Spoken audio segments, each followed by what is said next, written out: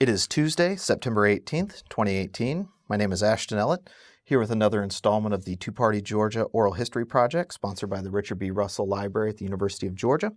Joining me today is Mr. Keith Mason. Mr. Mason is principal owner of KWM Capital Management in Atlanta. A Gwinnett County native, he earned his bachelor's and J.D. from the University of Georgia. A longtime aide and advisor to Governor Zell Miller, Mr. Mason served as the governor's first chief of staff from 1991 until 1993, when he joined the Clinton administration as deputy assistant to the president for intergovernmental affairs. He has also worked as partner at the law firms of McKenna, Long & Aldridge, as well as its successor, Denton's. Last but not least, Keith is a long-serving member of the Richard B. Russell Foundation here at the University of Georgia. Thank you very much for taking your morning to talk history and politics with us today. Thank you, Ashton. Really do appreciate it. I was wondering if we could start just by telling me a little bit about your childhood and your upbringing. Well, I grew up in Snellville, Georgia at a time when it had around 500 to 2,000 people in the area during that decade that I lived, my first 10 years, from 1960 to 1970. And went to public schools there through 8th grade. Played Little League baseball. We just started a Little League program about the time I came of age, at 6 years old, and spent a lot of time around my family, my extended family, cousins, aunts, uncles, grandparents, folks of that nature, and just, you know, it was a rural county, bedroom community beginning to grow. For people who were moving out of Atlanta or DeKalb County, more towards Gwinnett. And so that was the nature of my early years out there. And you grew up in something of a political family. Yes, yes. Tell me about your father and your uncle and their sort of political careers as you saw it.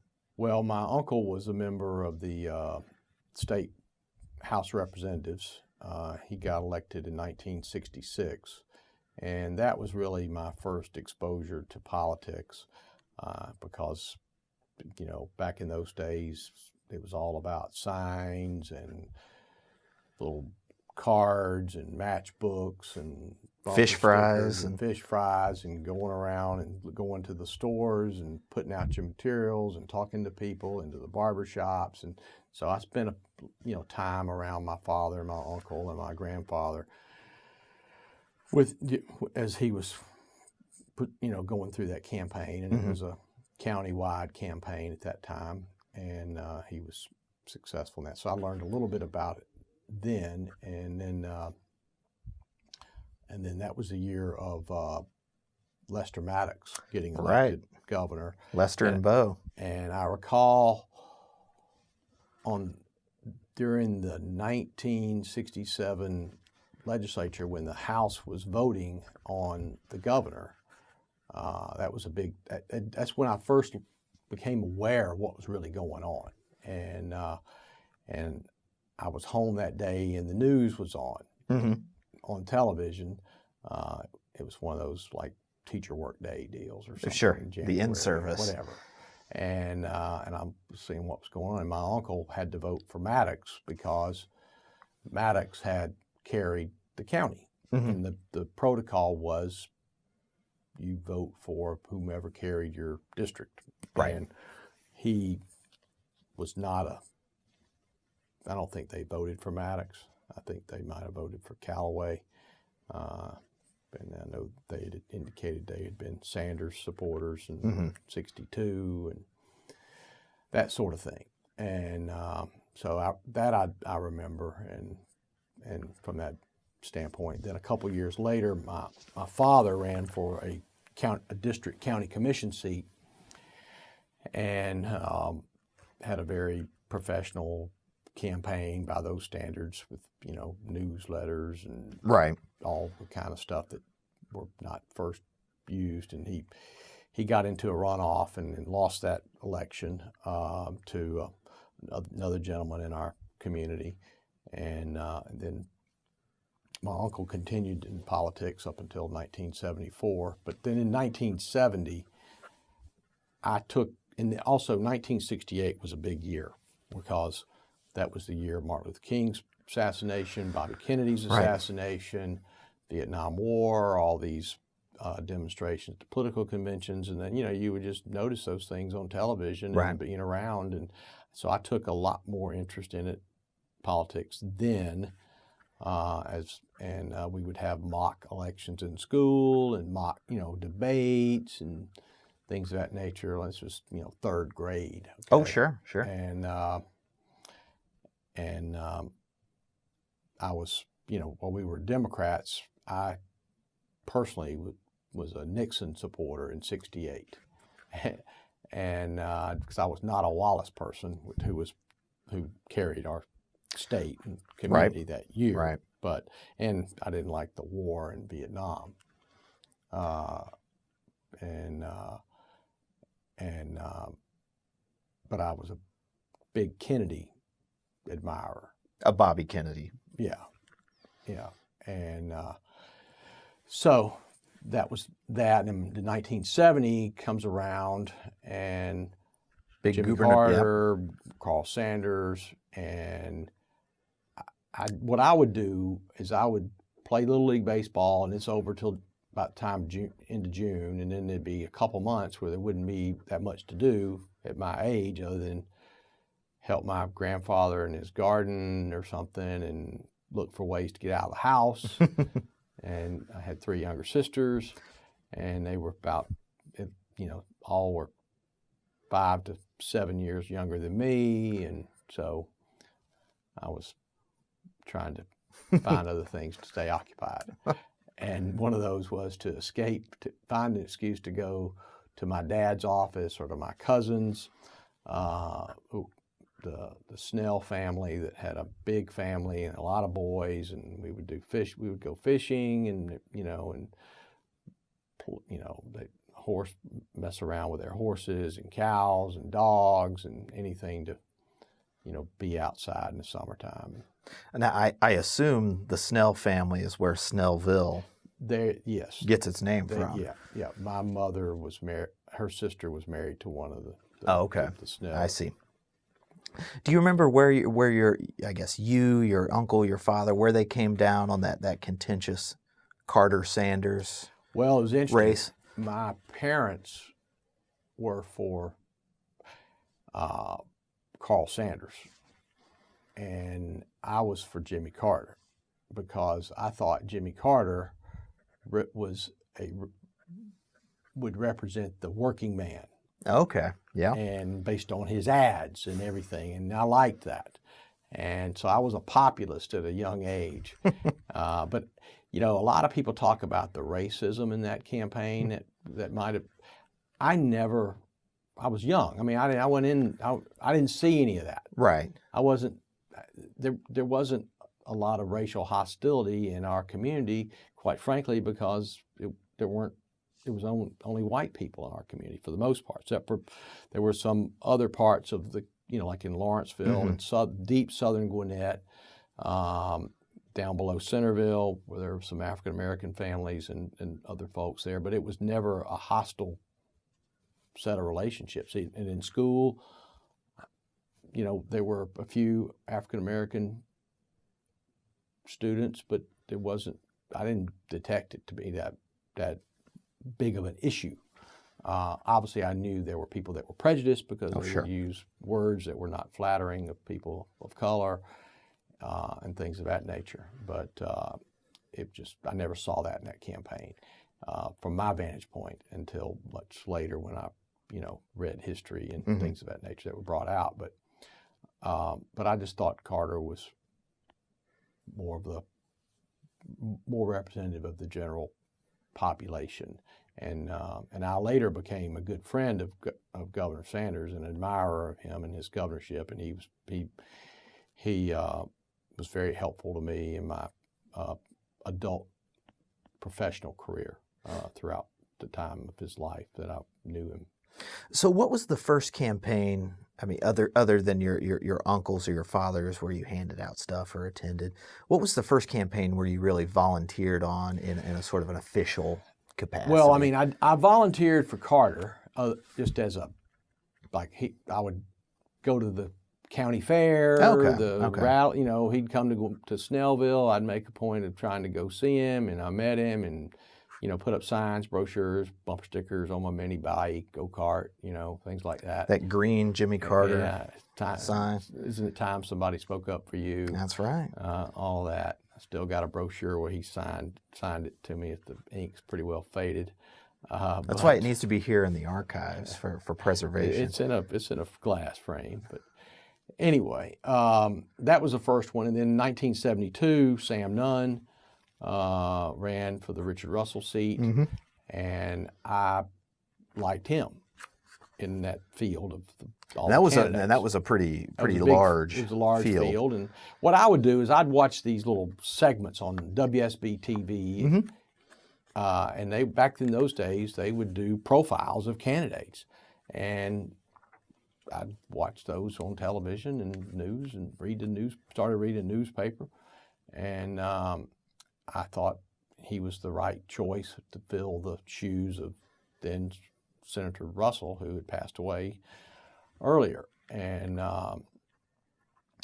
so that's who I thought was the best choice. And then coincidentally, my uncle had served with Sam Nunn in the State House, right, and they were very good friends. And he was an early and active supporter of his, and in fact, he had been a leader on the state reapportionment of the congressional districts and the House districts in 1971, and he, along with another representative, Frank Pinkston from Macon, had developed a plan called the Mason-Pinkston Plan that was primarily drawn to create a Middle Georgia seat for Sam Nunn, and it did not pass.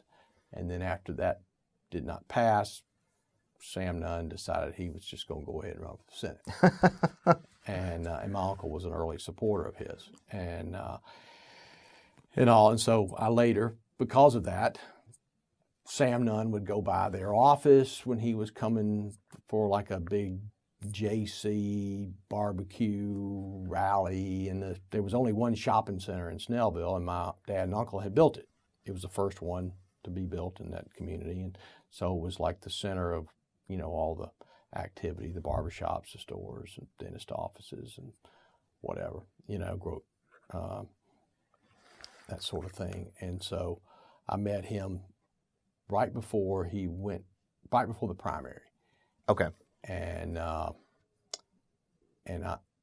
never forget, somebody said, well, how do you think you're going to do? And I said, well, if I get in the runoff, I can beat Gambrell. I think, and that was like a week before the election. He did. My father was running for county commissioner at that time, and then he got elected that same primary, and then it was, you know, kind of a default thing. Right. And my uncle was unopposed and what have you. So all those were kind of the formative years. And then in 1974, I'd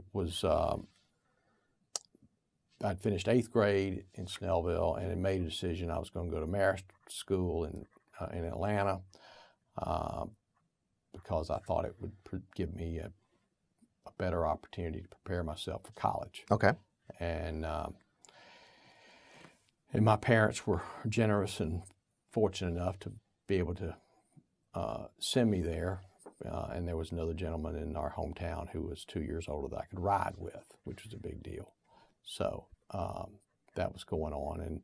And we had a big governor's race and a big lieutenant governor's race that year. And my uncle was running for re-election to the State House. Mm-hmm. And so 74 was a big political year. And I, did not really get involved in the governor's race. I liked George Busby, and I liked Burt Lance, and my family was more for Lance in the beginning, and then for Busby in the runoff. And then, of course, you had Richard Nixon, and all that Watergate stuff was in the backdrop, too. So that was, happening at the time. And Machine Gun Ronnie Thompson. Ronnie Thompson was in the race, George T. Smith. I mean, there were a lot of people in that race. And I, would see them all at these various functions as I traveled around the county with my father and grandfather and uncle, all many times separately. I think the big deal was somebody's got to take Keith's got to go ride with somebody who's going to ride with you today. Okay. Pass Keith around. Yeah, right. And put up signs and go into stores or what have you. But anyway, and I met Zell Miller, and Zell Miller was a resident of Norcross, Georgia, which was a Gwinnett County community. And I had been reading about him since he had gotten in the race earlier that year. He'd gotten a lot of favorable press coverage, and he was about working together, stop the infighting. I can work with anyone as lieutenant governor. The lieutenant governor should be a partner of the governor, and that was because there'd been all this fighting between Carter and Maddox. Oh yeah. Prior to that time, and so Zell's message was a good one, and he had worked with so many people in state government and been on so many different sides of political battles. He did have experience in getting along with everyone. Right. And he was a Gwinnett County guy. I met him. All the Gwinnett County people were for him. There was a lot of community pride. He'd run in that area before for Congress twice and carried the county both times. I didn't know that. Yes. When he against Landrum. Yeah. Yeah. And my uncle and my dad had been supporters of his before, and they thought it would be a great thing if Gwinnett County had a lieutenant governor.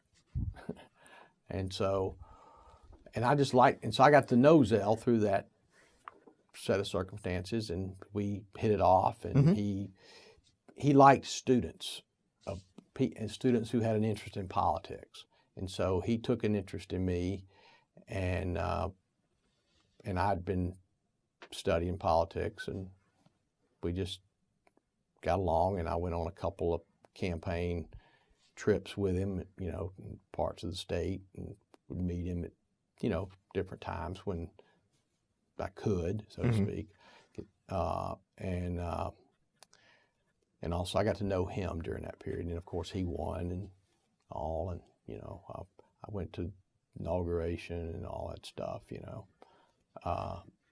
back then, and I would go to the Capitol starting when I was like in 4th or 5th grade. I would go there once a year as a page. Okay. They would do the page, like a page for a day.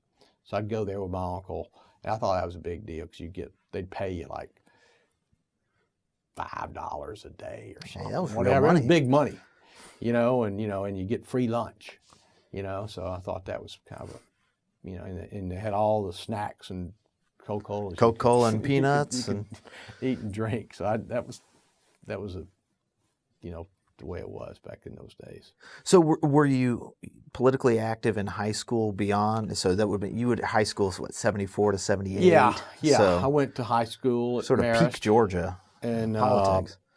And I didn't know anyone when I went to Marist. I might as well have been going out of state. So not a lot of Gwinnett County kids? No one. It was all male first 2 years, and then we went co-ed the fall of 76, my junior and senior year. And it was a 7th through 12th grade school, still is.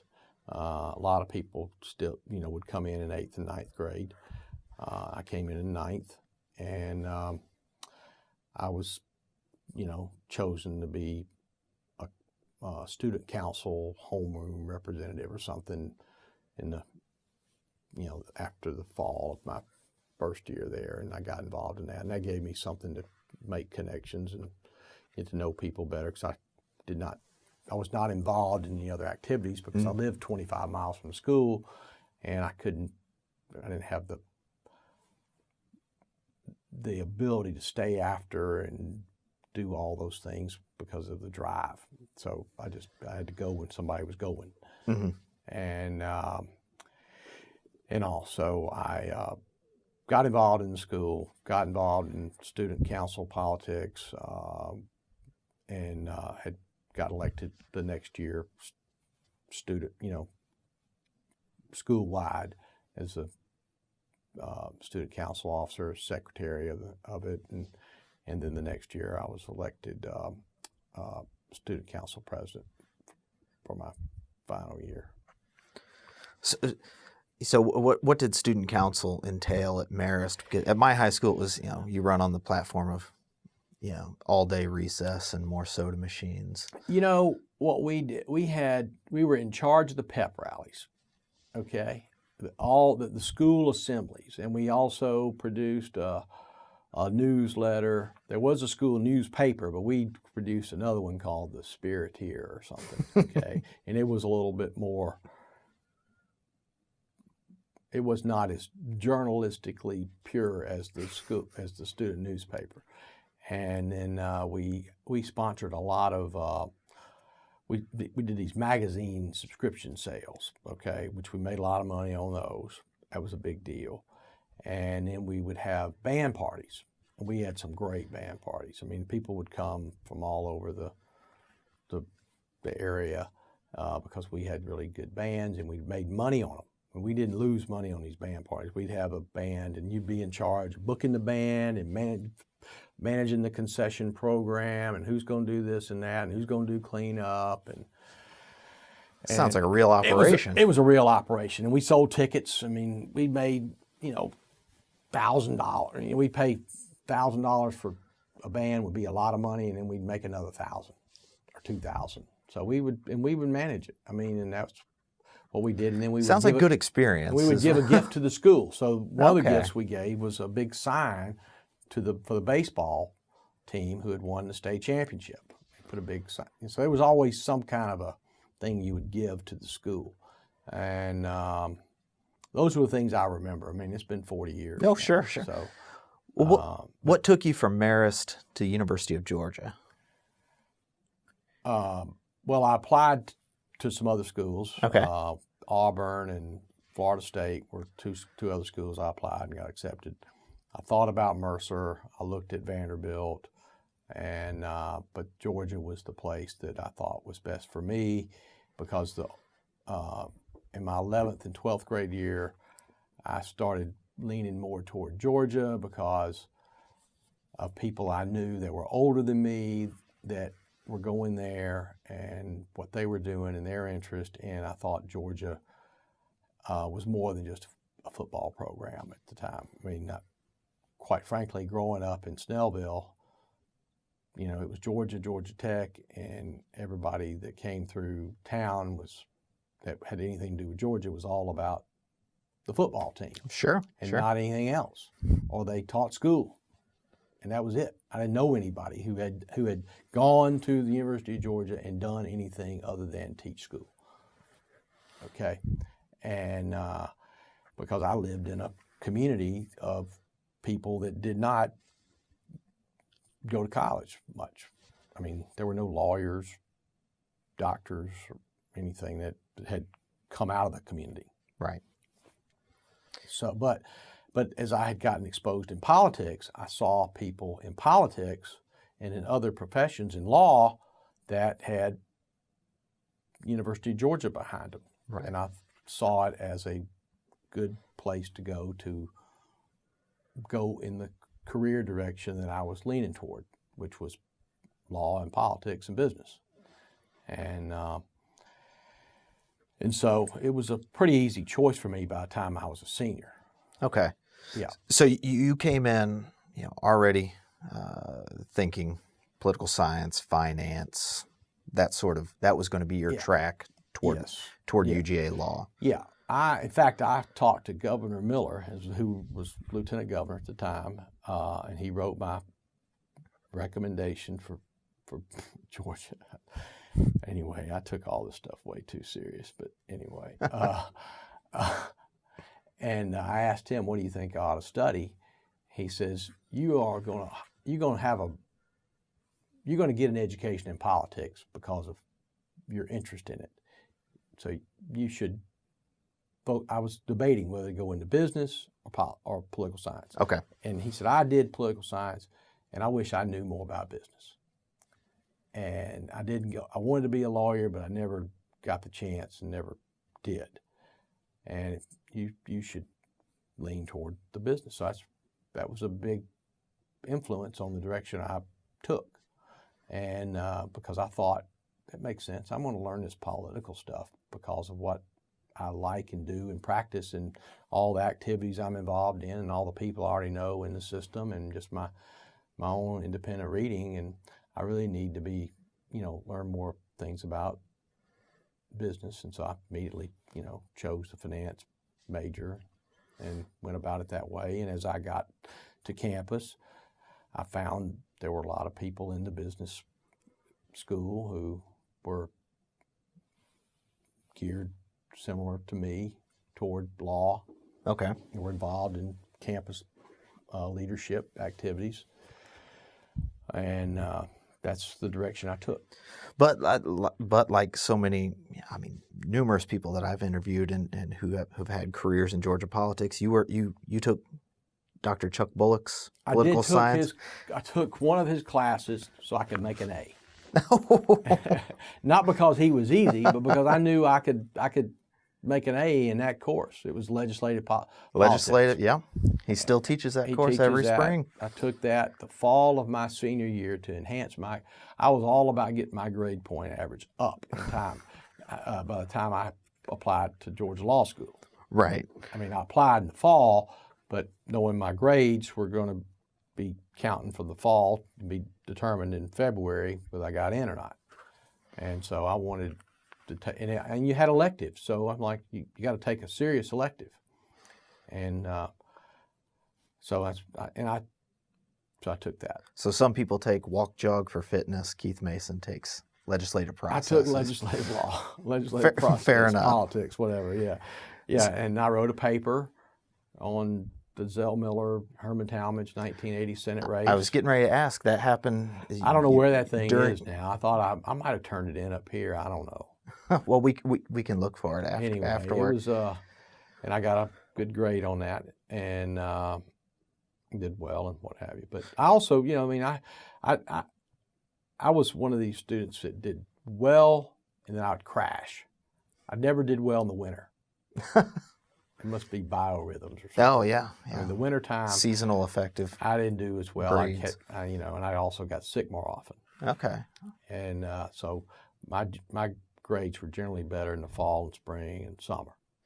So were you involved in Governor Miller's primary campaign?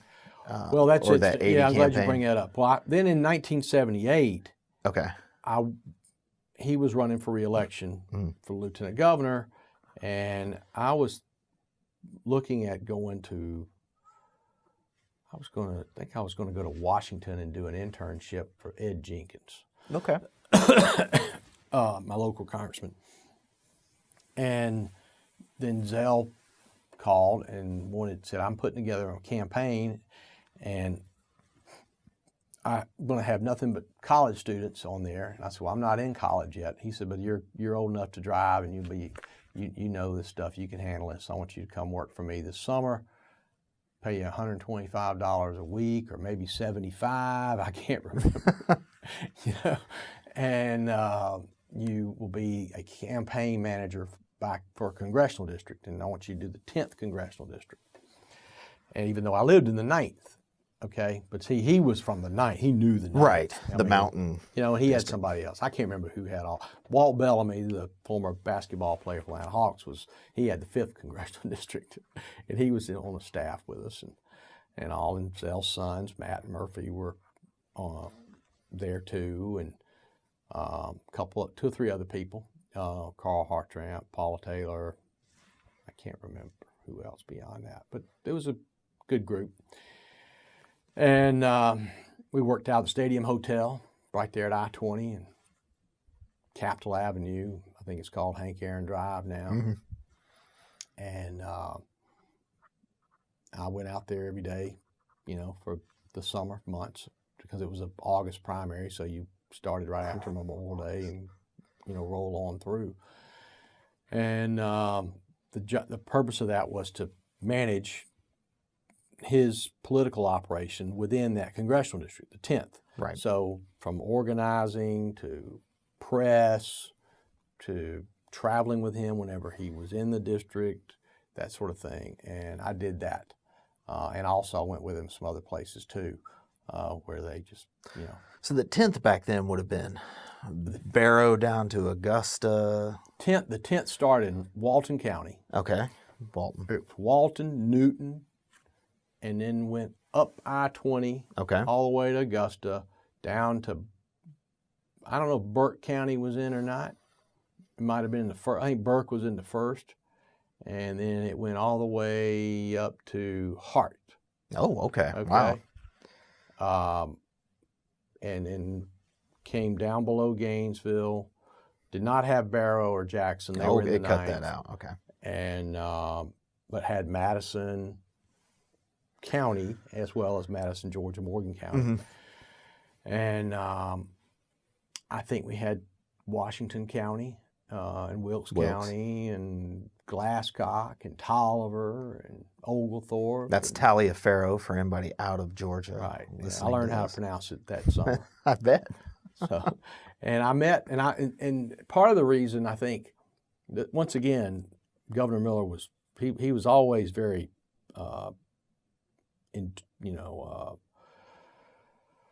prescient in some of the advice and direction he gave me, because like encouraging me to major in finance was a Good advice. Good advice. Allowing me to be his campaign manager for the 10th district was good for me, because I was going to be going to school in the 10th district in Athens. So it gave me a chance to learn about this area before I started school. Right.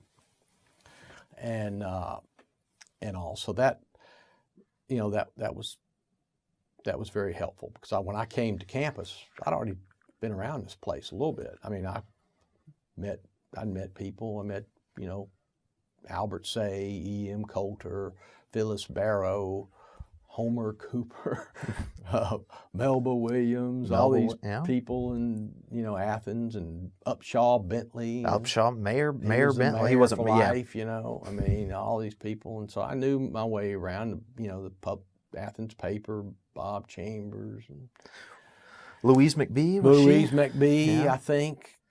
She was really not into politics that time, but But I got to know her when I was on campuses, involved in student leadership and all. But yeah. So that was your real organizational, operational campaign experience, running the 10th district. Yeah. I mean, I had done some volunteer work for Jimmy Carter in '76 for president. I'd gone out to the campaign headquarters at Colony Square a few times, and done some things like that. And had met some of those folks back then, but that was more way up there. This was my first, right, hands-on, and I knew Sam Nunn. I mean, I'd maintained that relationship. I had a good strong relationship with him, and I'll tell you more about that a little later. But sure. Anyway. So when did you first learn that Governor Miller was going to challenge Senator Talmadge? That was in 1979. And I started in 1978 as a student here. Governor Miller was lieutenant governor, gotten reelected, blah, blah, blah.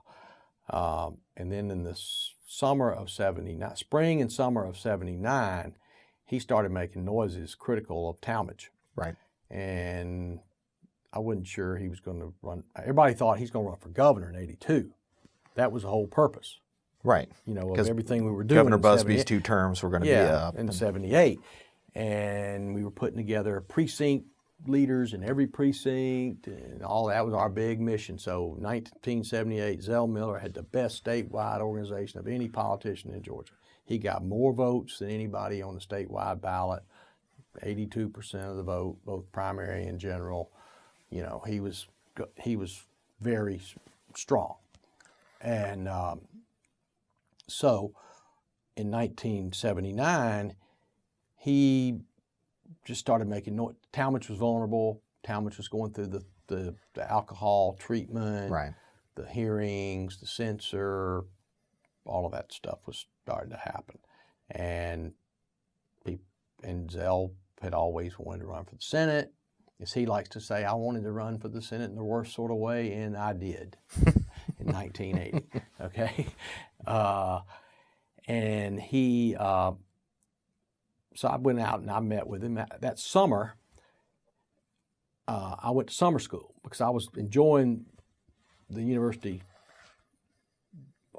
life, and he had already given me an opportunity to. He said, I'd like for you to come up here and work for me in the 1980 session. Take a year, take the quarter off. We were on quarter systems then, and you'd be on my staff. And so that's why I went in the summertime so I wouldn't get off track for graduation. And I did that. And so I went to see him then, and he started showing me information from pollster that he was using by the name of Dick Morris. Oh. The infamous Dick Morris. And I later got to meet Dick Morris with him and learned, was looking at all this material, and he was polling on this thing. He was polling on this sales tax exemption. He came out for, he was going to push an exemption from the state sales tax on food and drugs. Right. That would come up again. Sure did. And so that fall, he got in the race, and that fall of 80, okay, in the fall of 79, excuse me.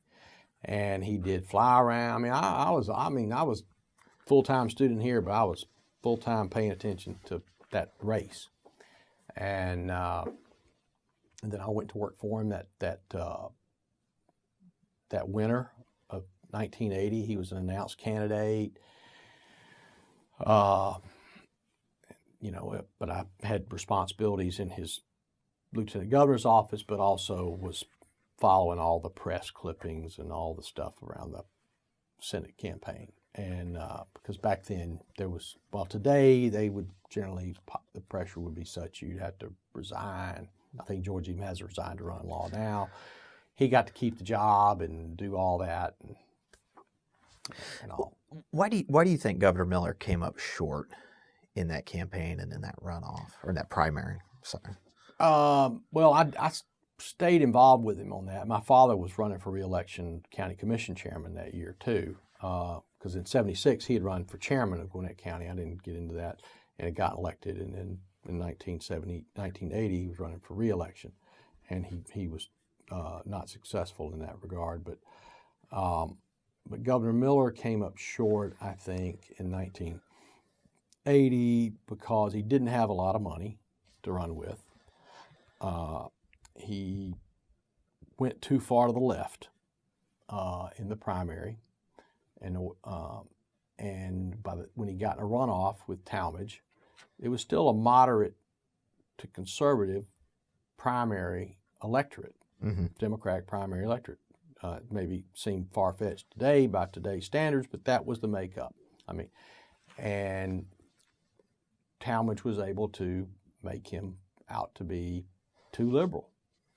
And Zell, so he got beat like 60-40 or 58-42, okay, in a runoff. But he was very negative. He was hard. He came across too harsh and not suburban enough. So sort of a strident tone. He was too strident and too much of the country music hillbilly image that he fostered, okay, in many respects, but it was not an image of a growing suburban, urbanizing Georgia. So it didn't reflect well on him. And now Talmadge, while he's, was an old school backwater kind of political figure, was, an accomplished, smart legislator, national leader. And he cleaned up his act. And he had all the establishment business money behind him. Zell was viewed as anti-business in that campaign. He was sort of he embraced the labor. Zell Miller was the leading statewide Democratic official for all of the liberal causes. whether it's more money for senior citizens, people on welfare, teachers, the labor unions, ERA, the Equal Rights Amendment. Right. I mean, he was their person, and so he had that collection of constituents, and he also had a very strong relationship with the African American community. Running against Talmadge, it was easy to get to the African American community, but Zell had worked it. He had worked it in his prior campaigns. I mean, John Lewis John Lewis's wife, Lillian Lewis, had given a nominating speech for Zell at one of the state I never knew conventions. that. Yes, in 74 or 78. And Manuel Malouf, who was a big liberal lion back, he was a big supporter of Zell's, and during that time, and all, and so he had the old guard Democratic establishment from that side, but not the business establishment, Which not the farming brings the money, establishment. right? Okay, and that's where the money was, and he had his own network of relationships with people in business that were more personal to him and not based on any particular ideology or special interest beyond their own relationship. It's impossible to know, but since we're sitting here, how do you think? Project for me what a general election campaign that Zell Miller would have run against Mac Mattingly, as opposed to how it turned out, a very narrow Mac Mattingly victory over Herman Talmadge. Well, Zell lost the runoff because of the liberal image and the negative approach he took in the campaign. Then Talmadge had kind of looked like he could win. I mean, he should win. And then Talmadge played the Rose Garden strategy, so to speak. He never debated Mattingly. Right. Zell would have taken Mattingly on head on, and that just was his nature. And Zell would have been a unifier of the party. He would have reached out to the Talmadge people. He would have built bridges, and he did that later, over a extended period of time. Sure. But that was just his natural. Zell was a very good natural politician in terms of fence building, and he knew how to mend fences, and all. And so, I think Mattingly, while Mattingly would have run a good campaign because of some of the demographic changes, it would have been a 55-45 race. Carter carried the state anyway at 56%, I think. It wouldn't have been a close call. So when did you get, there's a long gap between 1990 when you're working on the governor's race. Did you stay involved with Governor Miller in the 1980s, or where were you? I mean, not you as law much. school, not of course. as much, because I was, in my final years of college, going to law school.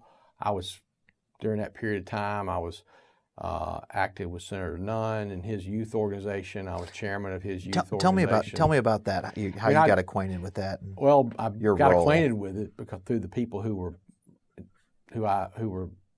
running it before, and I'd met some of them during the 1978 campaigns. We were both on the ballot at that time.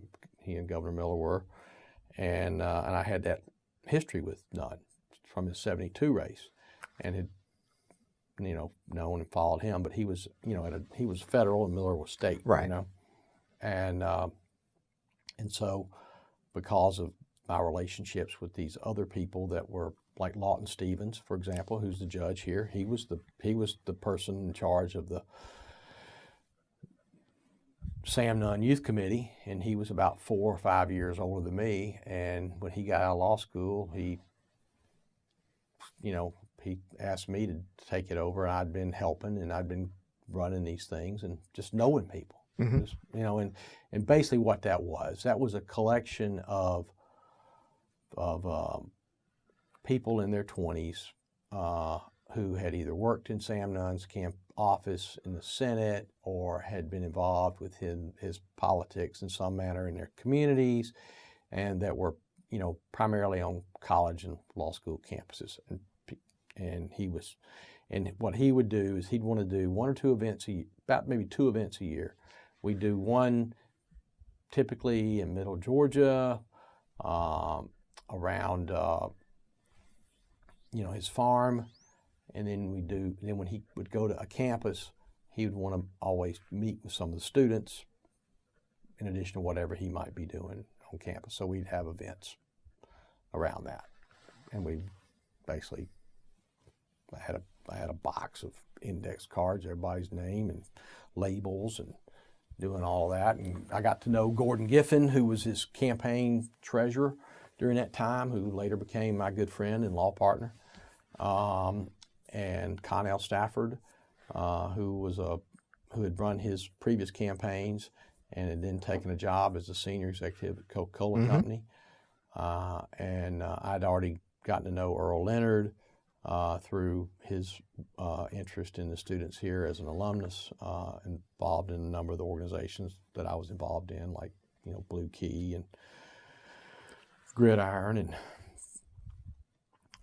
other groups of that nature. And he had asked me to be an intern for him between senior year of college and first year of law school at the Coke. So I got to know all these people, and then I did that during law school too, but not as much my first year because I was primarily focused just on law school. And so throughout the mid-'80s, I was, I would see Zell, and I'd see all these people. I got to know all the major political figures, White Fowler, all that. And then I graduated in '85, went back to went to Lawrenceville, joined a long-time established law firm there,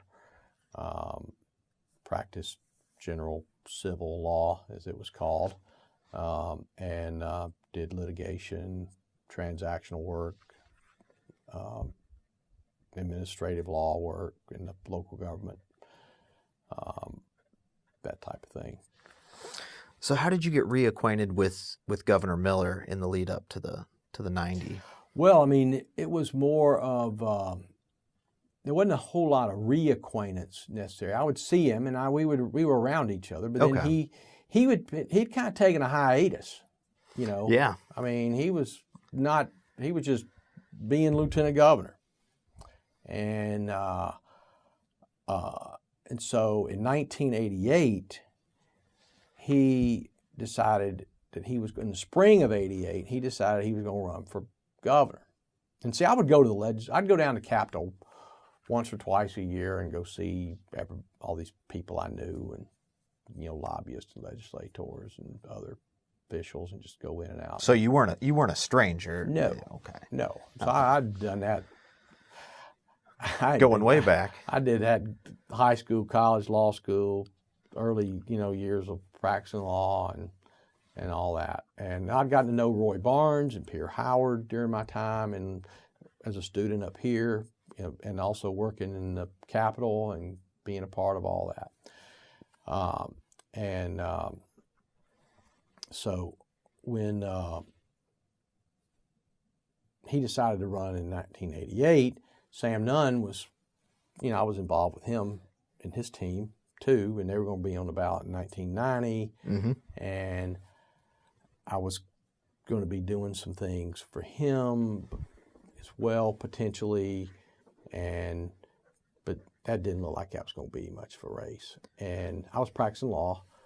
Not take that back. I'd just gotten out of the practice of law and gone in with my dad to do real estate deals. Okay.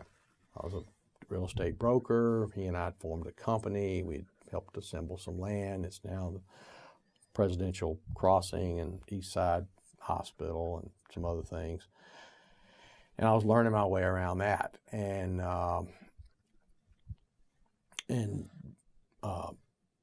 of the Gwinnett longtime supporters of Zell were all going to be for him again, and Virgil Williams, who was a family friend and a distant relative of ours, who we had introduced to my uncle and dad introduced to Zell a number of years ago, had agreed to be his campaign finance chairman, and he was, Zell was beginning to put together a team that would run for governor, and Right. Virgil and Zell and Norman Underwood, and Ovid Davis, who was The old Coca-Cola. he was a good friend. VP. He was a good friend of mine who I'd known since I was an intern at Coke, and all had always kind of taken a strong interest in me and knew my history and relationship with Zell. They had recruited me to get involved, and I was a little reluctant because, number one, I had a full-time occupation. Mm-hmm. This was 2 years away, and I'd worked for Zell. I'd worked for Zell before. I knew what it was like. I knew what he was like, and this wasn't a new toy to me like it was to some others. And I'm like, I'm not. Is he really going to do this the right way? I mean, is he going to be his own campaign manager? Is he going to, have a professional operation, or is it going to be a lot of fits and starts and, kind of running it out of the seat of his pants? Okay, which he's very talented, So, but he always would talk about he didn't need to be his own campaign manager, and he had learned that lesson after 1980. Okay. And he said to me, I'm not going to run this campaign, and I'm going to hire a professional campaign manager. We're going to have a finance committee that's going to be, we're going to have some of the top people in the state. And he asked me and Virgil, he and Virgil both wanted me in the deal because I knew them both. Right. And I knew politics, and I knew a lot of people in the state from all the things I'd done at the University of Georgia and been around the block at a young age. And so I said, yeah, I'll do it, but, no pay, just volunteer, 20 hours a week. And it, kind of grew over time. Did the salary stay Zell the knew same? how to play me, too. Zell knew how to play. He said, I want you in on all the meetings with our pollster. I'm going to have Alan Sechrest do our polling. And I knew Alan because I'd been involved in White Fowler's campaign, 86. He was good, and he said, I got this guy, James Carville, I want to use. And he's really, I used to read Campaigns and Elections magazine. I'd read all this stuff, so I knew who Carville was. And not much, but I knew of him. And I'm like, okay, all right. So I started going to all these meetings with him, and then I would go to the meetings when he was trying to make the sale with all these business guys to invest heavily in his campaign. And so we're going to raise $1 million by the end of the year of 1988. And so we were going out there doing fundraisers. We were getting $5,000 to $10,000 to $25,000 donations from people and having regular meetings, and we were beginning to put together our team. And so we had talked with James in 88 and stayed in touch with him, and we started, but the main job was to get the money together. Right. And James was smart. He liked working for candidates that had money. He had Wallace Wilkinson, who was a multimillionaire. He had 1989 Frank Lautenberg, who was a multimillionaire. New Jersey. Yeah. 86 he had Bob Casey, who was not. And see, Bob Casey was the inspiration for Zell to hire James because he had run twice before and lost. And he said if he can take him and win and beat an establishment candidate like who was that guy? Not Thornburg, but all I can think of is Scranton. Bill Was it Scranton. Bill Scranton, out of Pennsylvania, who was this, Old family. picture perfect candidate, and beat him. He said, I want him. I want this guy to work for me. Was how Zell looked at it. And he had known James from the 1980 race because Raymond Strother was Zell's media person in 80, and James was an associate in Strother's firm. Both Okay. of them had come out of Louisiana. So I still got notes from these earlier meetings. These early meetings with Carby. I got a whole. I never turned those in up here. I might turn them in later. I would encourage you to do You that. know. But I read a quote. So I don't know what the source was. Probably Atlanta Constitution, where Governor Miller said that he had these young, bright, energetic workaholics working for him, and they named Howard Meade, Bill Stevens, Chancellor Wrigley. Mm-hmm. You were lumped in there as, I think, called you an energetic 29-year-old. Yeah. Or 28-year-old, something like that. Yeah, anyway. right. Yeah, that's right. So that you weren't the only young. No. I wasn't the only one at all. But see, that they didn't come in until '89. Okay, so once the campaign was really 90. getting. All right. Okay. Bill started working there in the session of '89 in the press office. Okay. And Bill was a very able press spokesman for Zell. Steve had gone on the lieutenant governor's staff in 1988, about the time Zell started running for governor, and his job was to run the lieutenant governor's office and the Senate stuff. And Steve started getting involved along with Bill as we started pushing our initiatives in the legislature. Okay. The primary one being the lottery and the exemption on the food. Right. Because that was almost that's another story. I'll tell you about that in a minute. And all. So they got more involved helping Zell on the policy and the communications front. And that was their jobs in that period of time. And they were on public payroll, so they had to be limited to what they could do when they could do it. And Zell was all about keeping down overhead on the campaign. So nobody came to work on the campaign until March, other than me and Marty Pingree.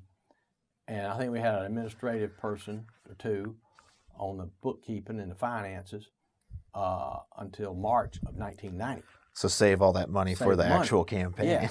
And we had, we were paying James, a consulting fee, and we had a media firm we had hired too.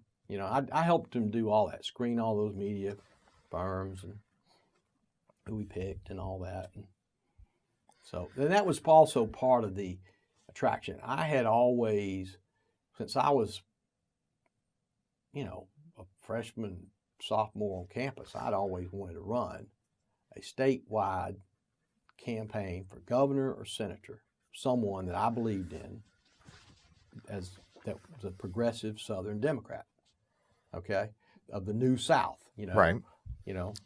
And someone that was like a Bill Clinton or Jim Hunt or Dick Riley type. We in Georgia had, we had some good conservative business-like governors in Busby and Harris, but we hadn't had a transformational governor like these other states had, okay, or Chuck Robb or Virginia, Mm-hmm.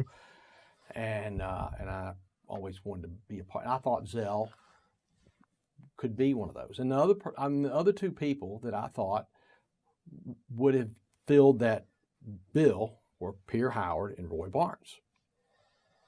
Okay, and I'd been friends with them, and they were talented, ambitious people too. And but Zell was ahead of them because he had been a statewide elected official for years. And the question was Zell going to be able to transform himself into this new? He always wanted it, but would he do it? But Zell studied it a lot. I mean, Zell, he wanted to be. That's what he wanted to be, and he became even more than that. I mean, he wanted to be, like a Jim Hunt.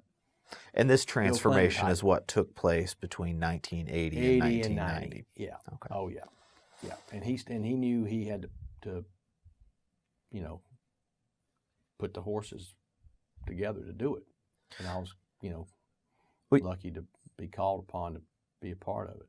Well, you mentioned Roy Barnes. Roy Barnes was a candidate in that Democratic primary in 1990. Yeah.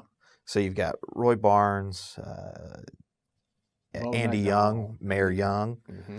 Bubba McDonald, Lester Maddox. People forget that Lester Maddox was in that Democratic primary. That's right. So what's tell me you've talked about the vetting media. What was the media approach, the strategic approach to winning the Democratic primary in 1990?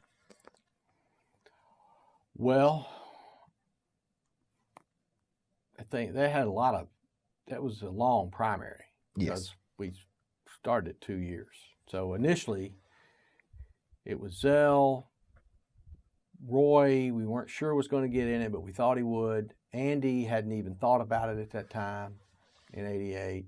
Bubba McDonald was going to be the speaker's person, right, following in the mold of Joe Frank Harris. They were running that model. And Max Cleland had been looking at it. Vince Dooley's name got thrown out there as a possibility. All of that, and Larry Walker was thrown out as a possibility. All those people were out there. They all dropped pretty quick toward the end. So by early '89, Cleland was out.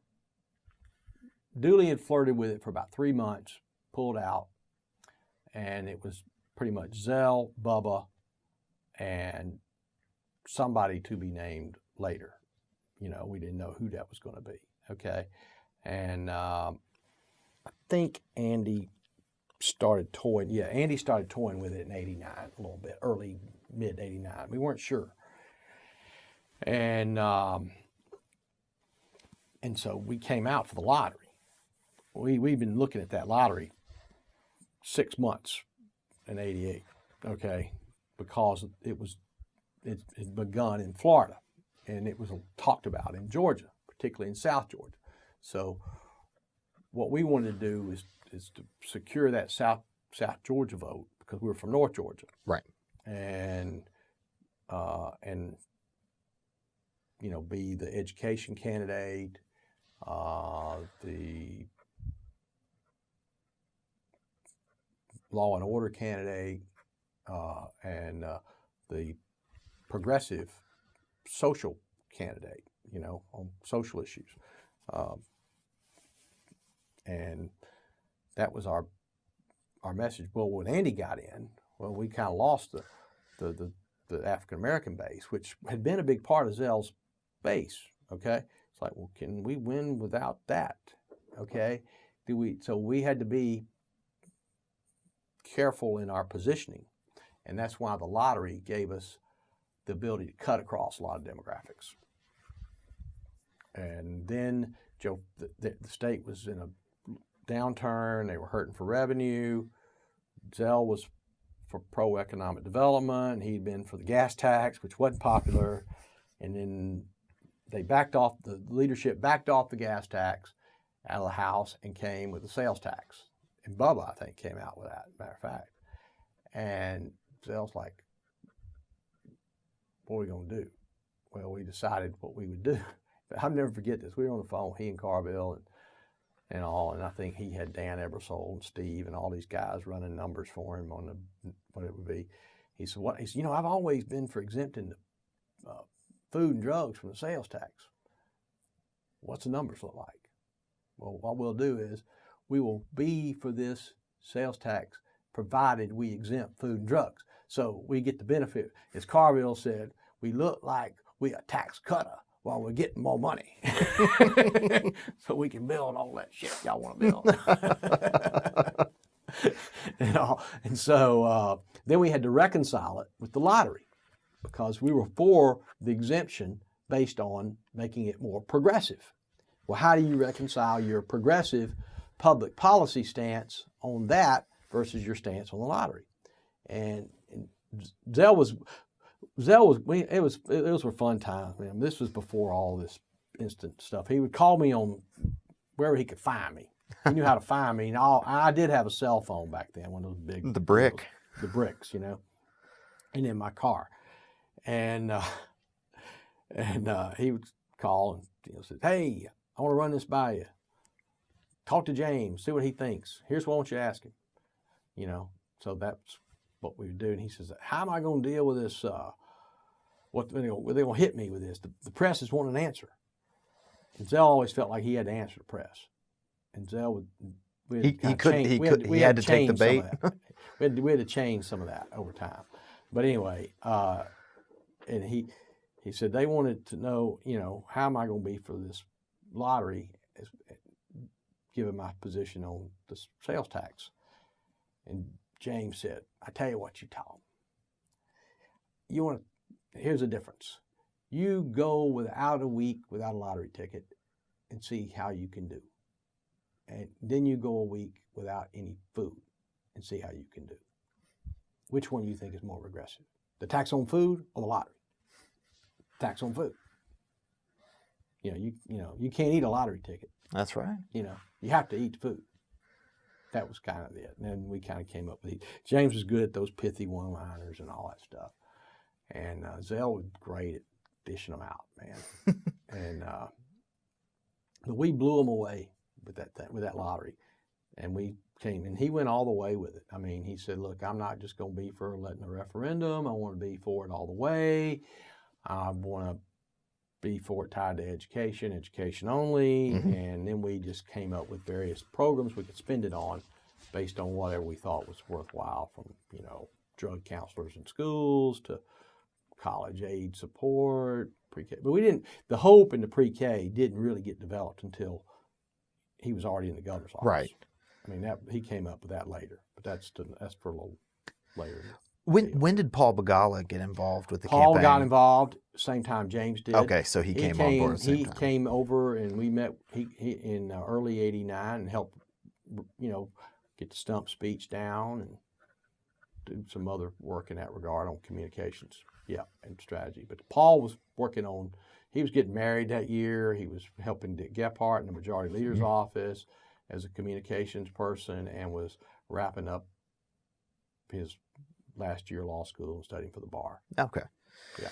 So the Miller campaign, successful in the primary, wins the runoff against Mayor Young, facing off against probably the most legitimate, potent Republican statewide candidate in a long time, in Johnny Isakson. What were your thoughts looking for, your thoughts on the Republican Party coming out of the 1970s, 1980s as the 1990s began? What's your thought about the party and about Johnny Isakson as you guys saw it from the campaign? Well, we viewed him as a formidable opponent, but we generally thought we were always going to win. We got nervous at some points in the campaign, but we, were pretty strong believers that we would prevail, because we had all that money behind us and all that TV from before, and we had a big following, and Georgia was still a Democratic state, and Zell was not altogether that out of step with the state as a Democrat, and but Bush had carried the state in '88. Right. His numbers were going up because of the Gulf War at that time. The build up there for that was happening,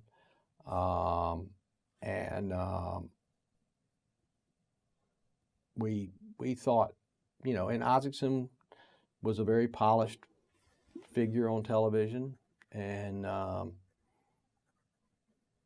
but we kind of tied him to the power company and voting to let people to charge you for the plants before they built them.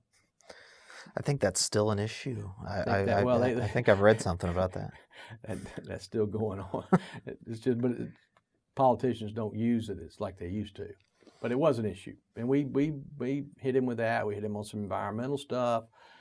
We hit him on some of his business practices under the real estate company, from some things emanating from some lawsuits out of the civil rights violations, things of that nature, redlining, things of that nature. But and he had voted against the World Congress Center Authority, the Georgia Dome. He had voted against the King holiday. Barnes had voted those same ways. See, they all, both Roy and Johnny, their position was they were reflecting the wishes of their constituency. Cobb County. Cobb County, very conservative at that time. And that's why they voted the way they did. Well, but statewide, it wasn't as popular. And you know, the general election was not, it was a tough race, but it wasn't one that I could say was all that defining. I think we'd already defined ourselves. And he was not for the lottery. I mean, anybody that got on the other side of that lottery was just going to get beat. Well, you mentioned there was a couple times that you got nervous during the campaign. What was it specifically that you can remember? It had to do with some stories about Zell and his business practices and some investments he'd been in that had gone south, and some charges of conflicts of interest and things of that nature that were kind of put together in a haphazard way to create a narrative. And we were a little worried about that. Okay. And we beat back all that stuff. And that's where Howard Meade, for example, was an invaluable resource, along with Steve and Bill and all. I mean, we had some hard-hitting episodes with the media. I mean, Channel 2 had this guy named Mark Winnie, who was a big investigative gotcha reporter, and he was all about it. And we set him up to come do an interview with Zell at the campaign office. And as soon as he started asking questions of a personal nature or whatever, we shut the interview off, immediately left, got in the cars, and drove down to the station and met with Greg Stone and put it on them. And I mean, they were nervous about running the stories. They ran. They held off for a while.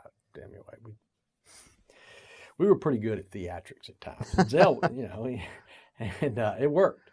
And we beat back all that. It's funny, I don't remember any big issue beyond the power company deal. Right. And some other the things I just mentioned with Isaacson. The lottery. I mean, you know, against that. Well, as you mentioned, you probably know the numbers better than me. It's probably 58-41 victory. 53-44. And then the Libertarian getting the requisite 3%. Okay. Yeah. What I wanted to ask you, because I was looking at the map, and this is always something I wondered about the 1990 race. Johnny Isaacson carried Cobb County, Gwinnett County, the bedroom communities that any Republican would in the 80s and 90s. But he also carried 6, 7, 8 counties down in southwest Georgia. Around Moultrie, I think. Colquitt, Decatur, Tift, Thomas counties. That was. What's your theory? The theory on that is that was the landed gentry Republicans.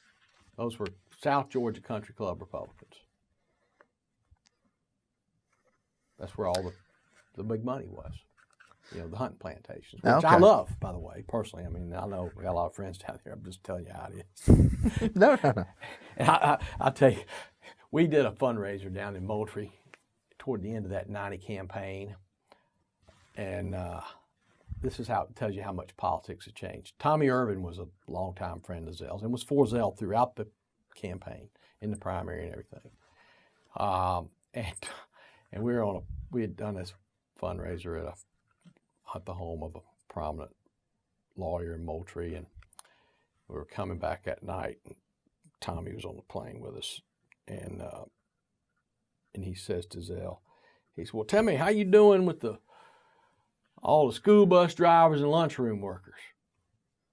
And you know, we never had thought about the campaign in those terms before. We didn't look at our votes based on blocks, groups, politics. We were about message and not about groups. And so, and Zell said, "Yeah, I'm doing all right with him." He just kind of played. We weren't. They always were strong for me. They all vote. They got families that vote. You know, yes sir, yes sir.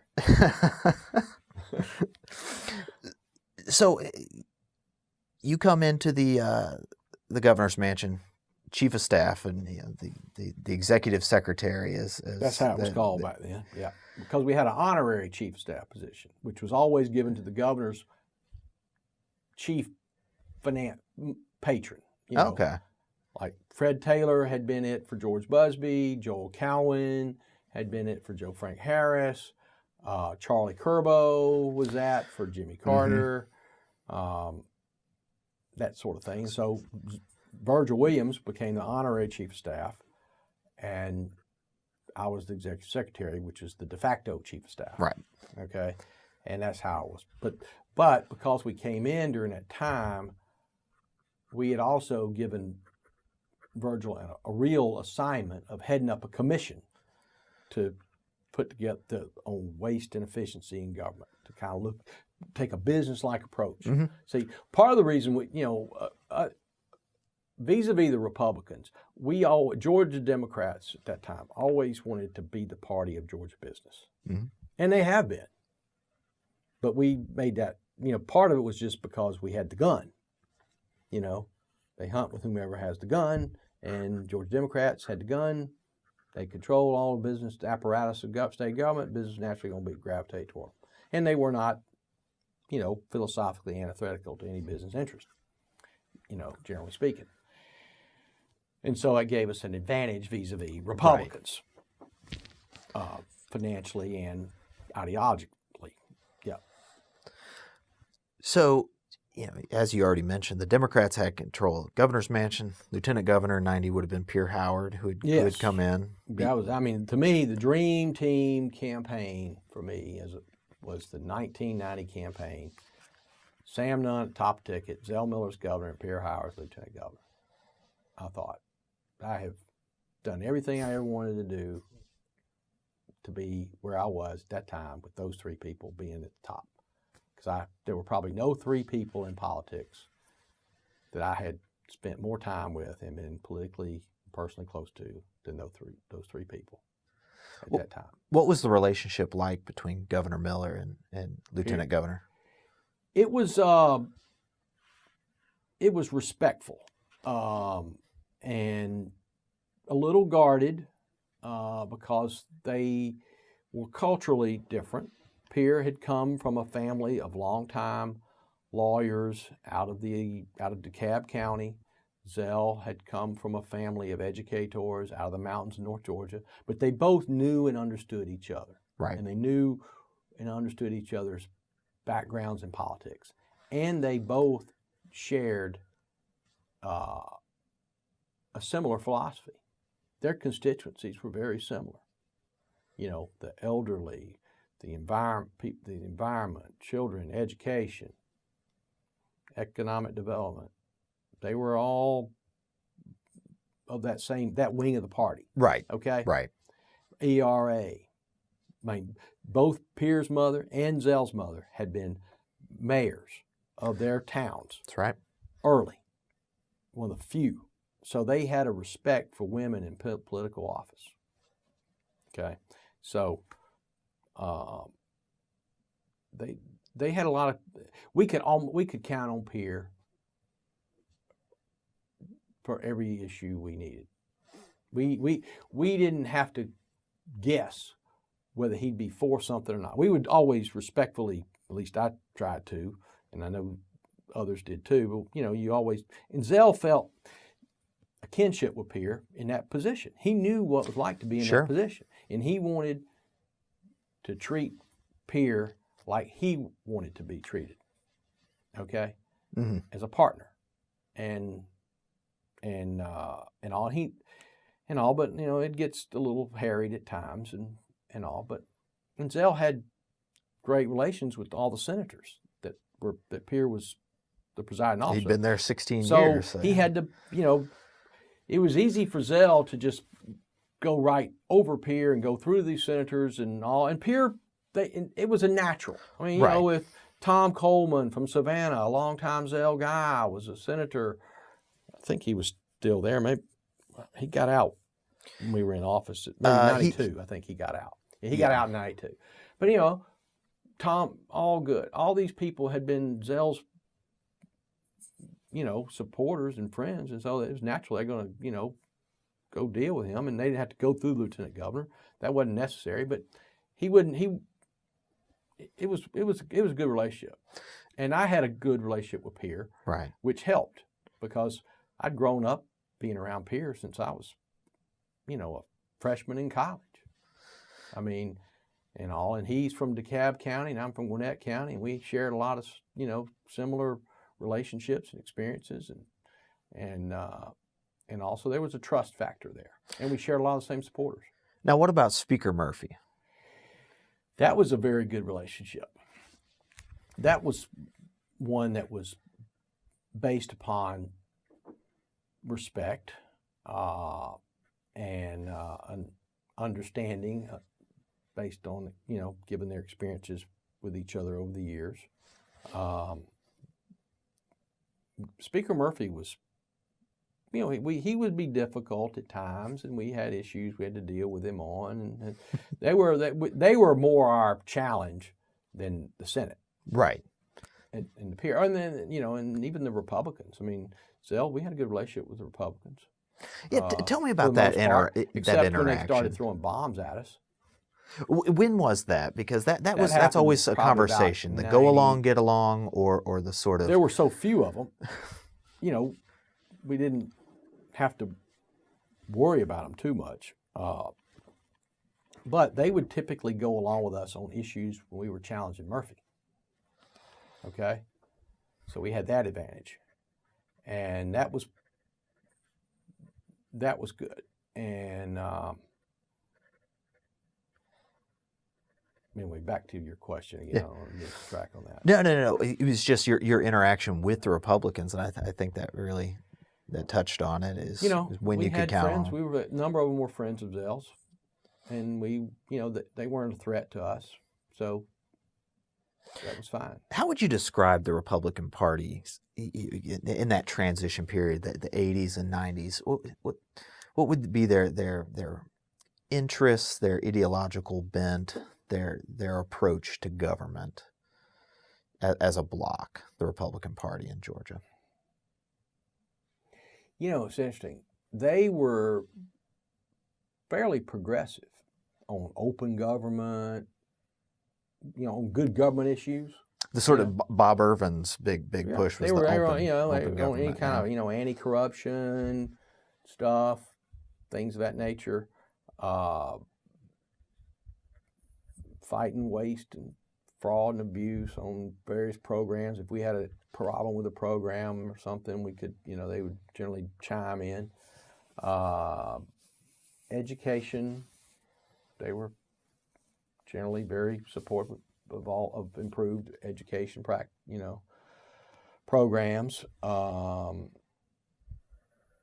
Being tough on criminals, mm-hmm. They were always there. I mean, the problem with the Republican Party, from our vantage point, was when it came time for big decisions to be made to invest in a project that involved a substantial amount of public resources, like, say, the Georgia Dome. Okay. Or the sales tax, or whatever something that required. So a large capital or revenue. Large new investment projects. Gotcha. They were a problem. And quite frankly, that's not that different than today. When push comes to shove.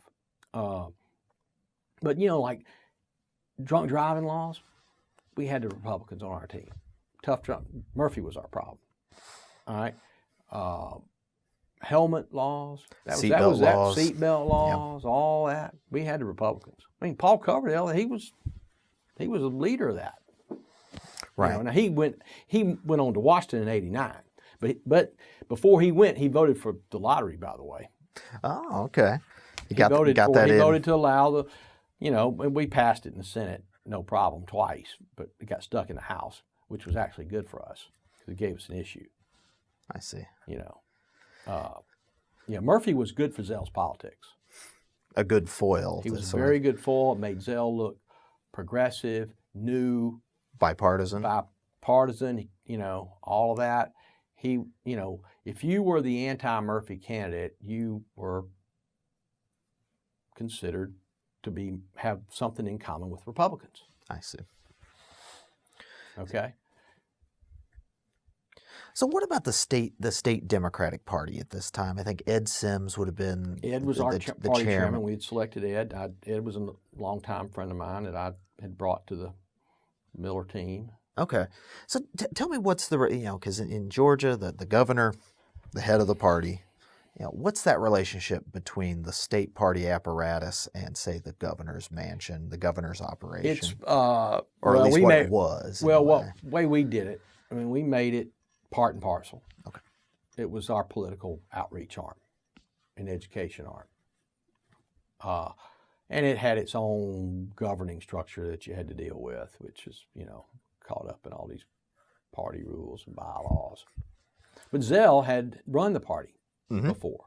So he knew what it was like. He knew what it could do and all that, and Bobby Kahn had been the director through 88, 89, but then had run Roy's campaign and was kind of always a little bit of a thorn in Zell's side. And so Zell had a little bit of skepticism from some of those old wounds. But to Bobby's credit, he created this whole business that he still runs today on lowest unit cost buying on media, television advertising. And he and Roy represented us as they represented all these campaigns. And they got us back a bunch of money. Right. Got a lot. Republicans, Democrats, all of them back. So they were like new fundraisers for us. Okay. So that was bad. But Zell he always had a healthy respect for all of his political adversaries. Some of which he was closer to in philosophy, and some he was closer to personally, based on age and experiences, and that sort of thing. Well, one of the close relationships that has been in the news recently because of the governor's passing has been Bill Clinton. Yeah. The Clinton campaign in '92. Gordon Giffen was, I think he was. We had asked Gordon had been Sam Nunn's longtime treasurer. Yeah. All right. In 1990, I had a long relationship with Gordon through the Nunn stuff. Okay. We were looking to Sam Nunn was unopposed, highly popular. We needed him to be invested in this campaign. So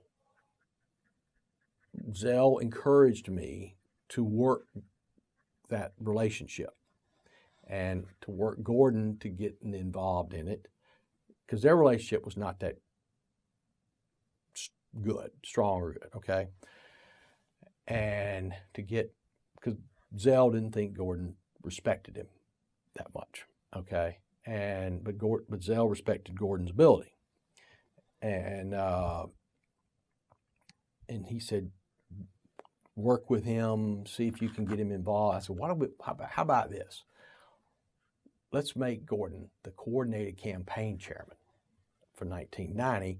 That way he'll keep Senator Nunn engaged enough for fundraising and public appearances for the things we need him for our ticket, so we can run as a ticket.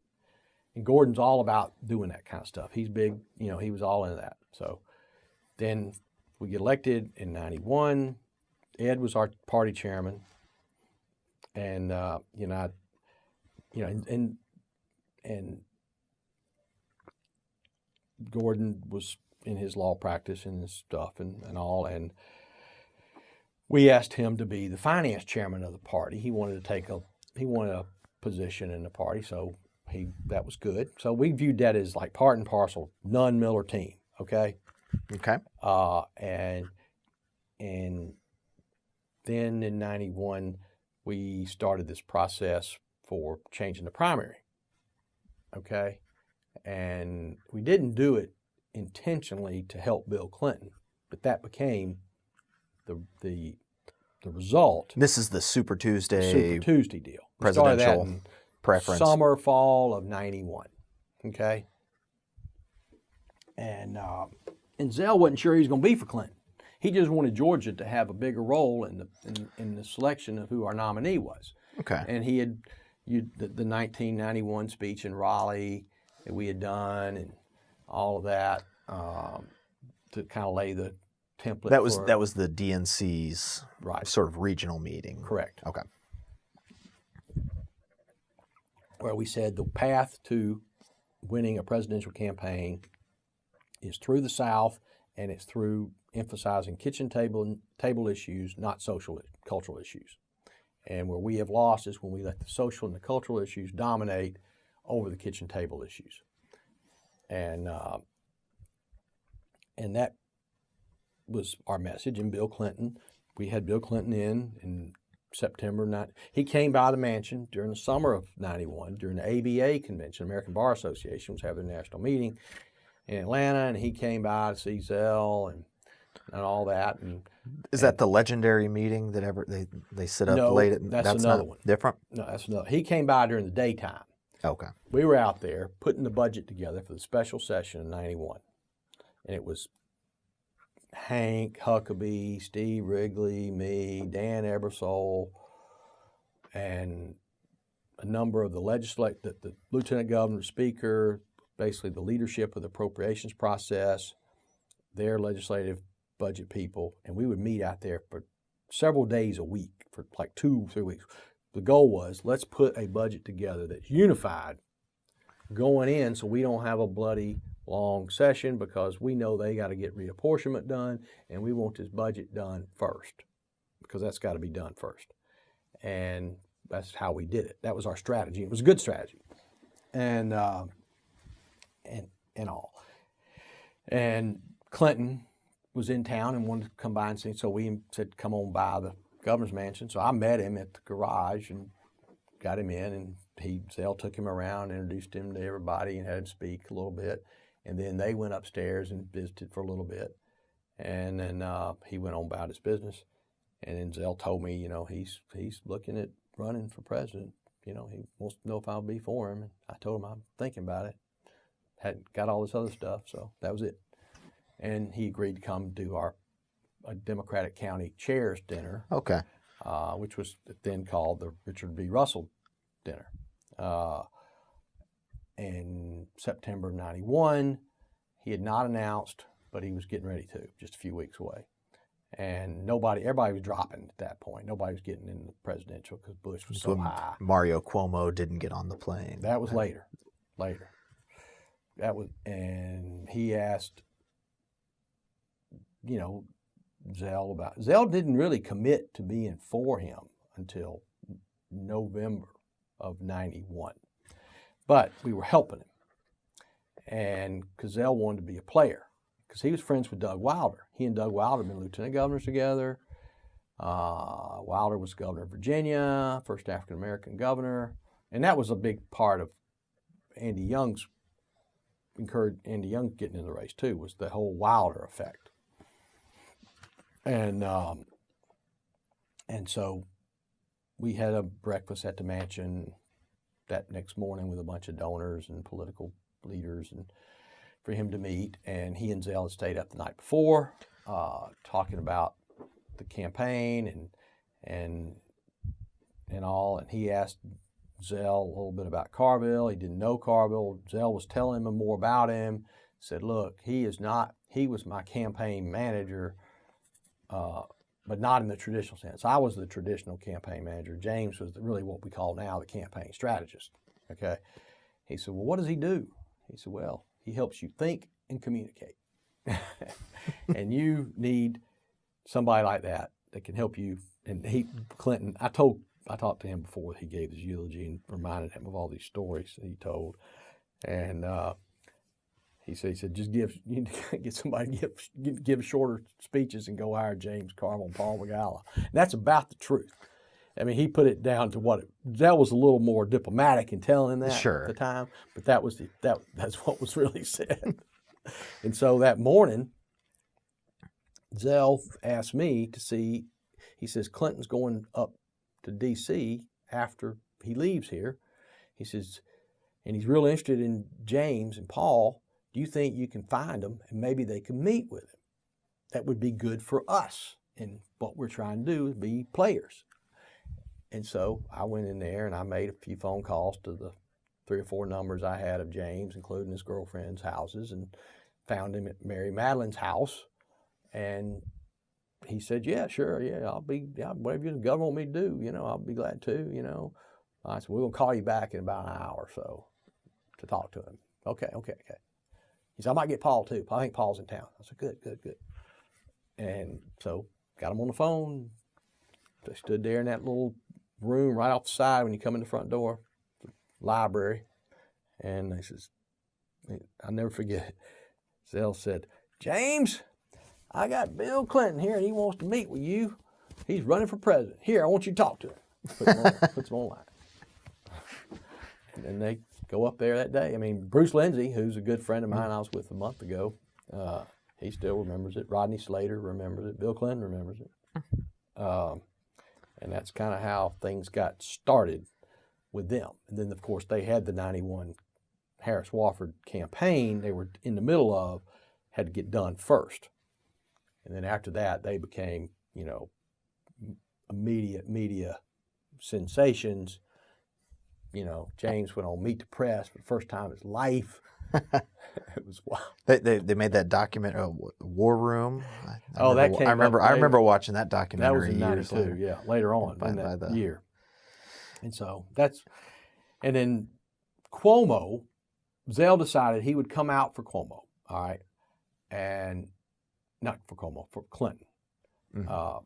Gordon was trying to get Nunn to do the same, and they both agreed they would come out at the same time. Okay.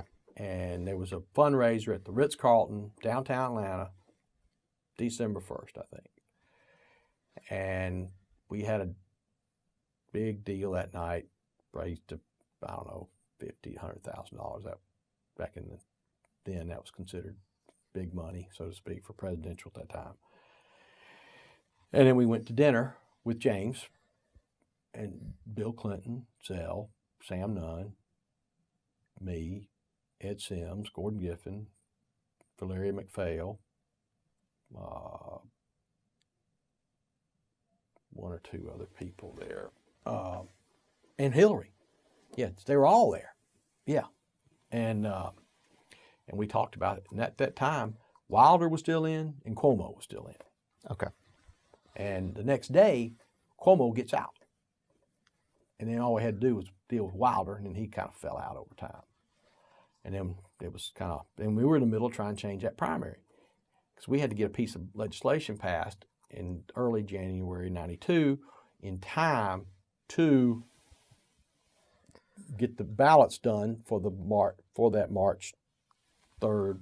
So that had to be one primary. Of the very first, budget, and then this primary bill, or?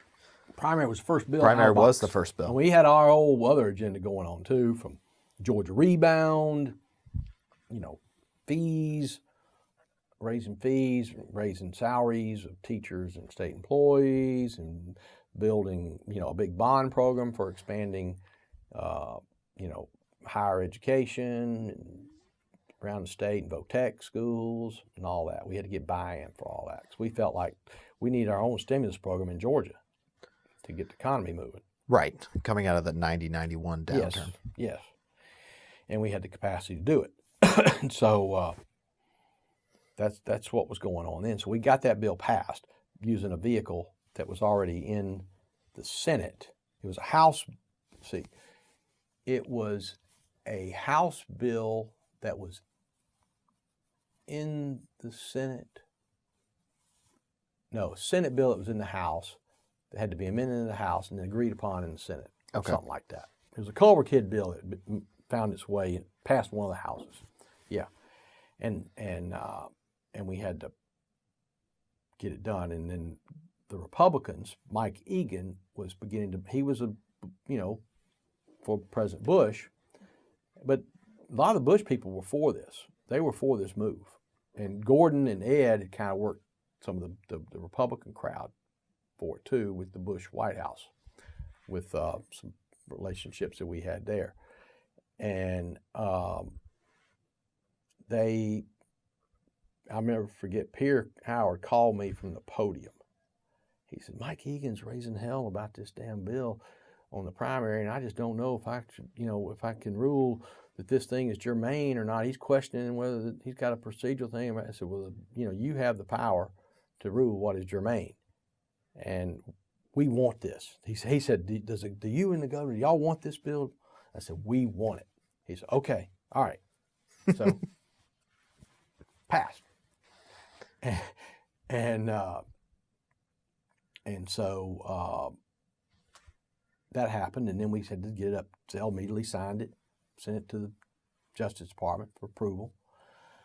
Back then, unlike now, you had to get all the stuff pre-cleared, and so we got it back in about less than 2 weeks, and boom, we got it. And I think that week, it was either the weekend right after the Jennifer Flowers thing had broken, Okay. or it was all within that time. Yeah. Okay, We so had the Jennifer in the Flowers couple story. weeks before, I guess 3 weeks before New Hampshire voted, something like that. The Jennifer Flowers thing broke in January, Mm-hmm. early mid-January. Of 92. 92. Right. That was another thing. Yeah. So were you on the legendary bus trip through South Yeah, I was Georgia? on that. Was that Columbus to Valdosta or something Columbus like to that? Valdosta. Which is, I mean, September 92. Sitting here in 2018 thinking about Democrats taking a bus tour from Columbus And we to had Valdosta. people all over all throughout that corridor Z. 280, I think, is the road, isn't that right? I think that's right. I think it was 280, and we had that thing covered with people down 27, 280, all these little towns. Bill Clinton still has a picture on the at the library from that bus tour. Three pictures of events in Parrott, Georgia, on the side of the road and in the town. I think Gordon Giffen was telling me that he was sitting there looking at his watch because Governor Clinton kept stopping the bus and he wanted to shake hands and see everybody. Yeah, he did. True? He did. Oh, we were running behind all the time. I think that's what Gordon was very upset about, that they were going to be late and somebody was going to have to. I think he was worried because Pierre Howard had to whip up the crowd and keep them energized because the bus was late getting to the rally or something like that. We had Pierre up there doing some of that. Yeah, exactly. Yeah, and that was fun. It got to be just kind of like, take turns. Yeah. And we gave Pierre opportunities on stage and things like that. And he was a big Gore guy. He had been close to Gore over the years, so it was all the stars were lining up in the right spots. I mean, for us at the time.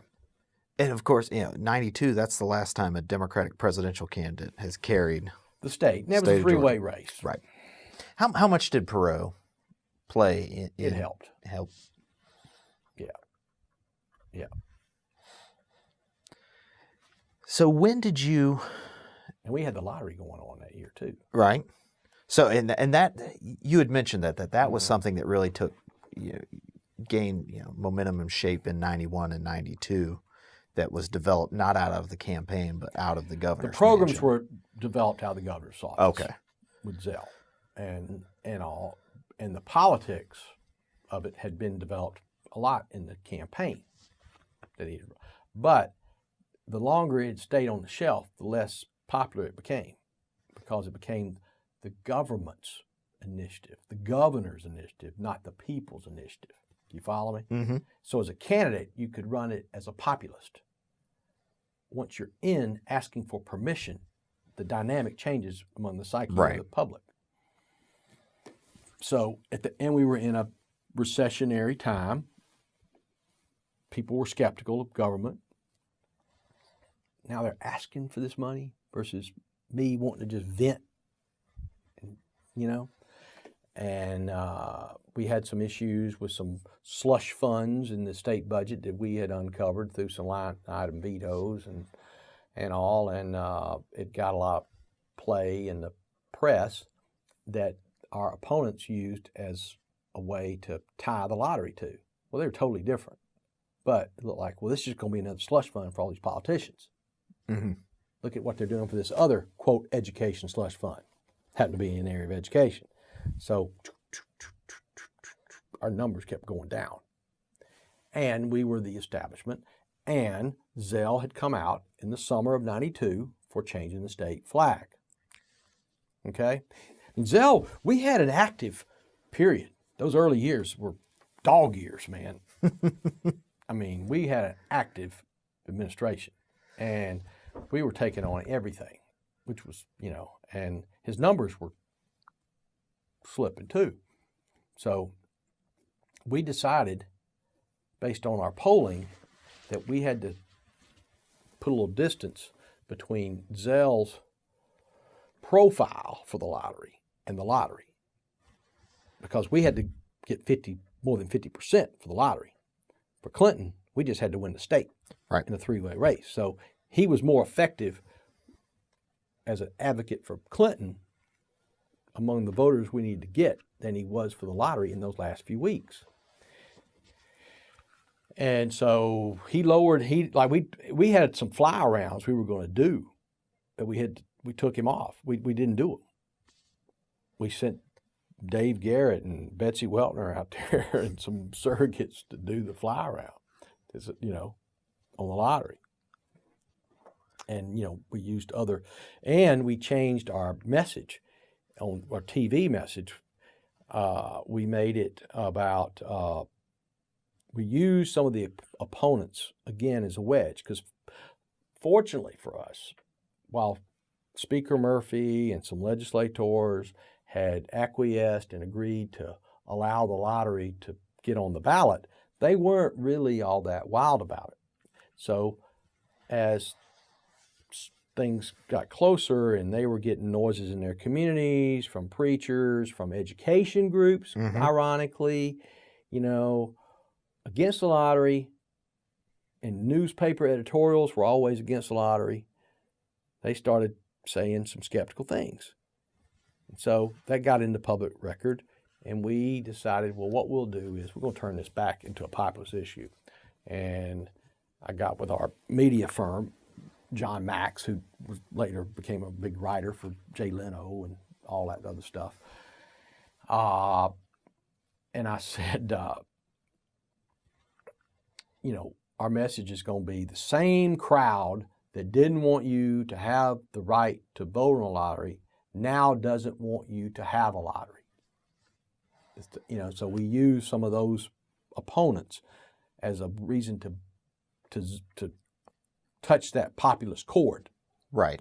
To get people to get fired up. A lottery that will, provide, scholarships for, middle-class families to go to college, and voluntary pre-kindergarten for 4-year-olds, and technology in our classrooms, and blah, blah, blah, blah, blah. And so we were able to push it with that, and we did some things, in coordination with the state party on some of the Democratic base to get the vote, out properly. And the Republicans in the suburban areas, they always were for a lottery, okay? That was something that helped us with Republicans, the lottery, both in these elections and in that referendum, was having that lottery, because it cut against lines.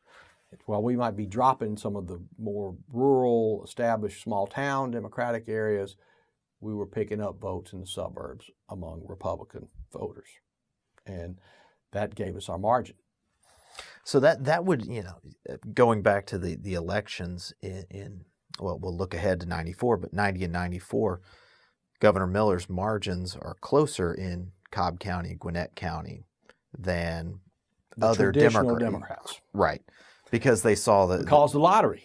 They saw it as a cost saver for their family. Well, they didn't see it in 90, but they did.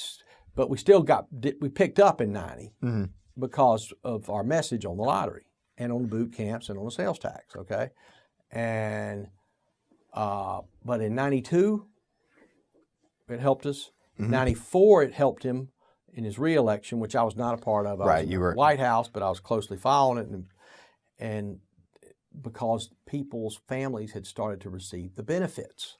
We had these Hope Scholarship families in the suburbs.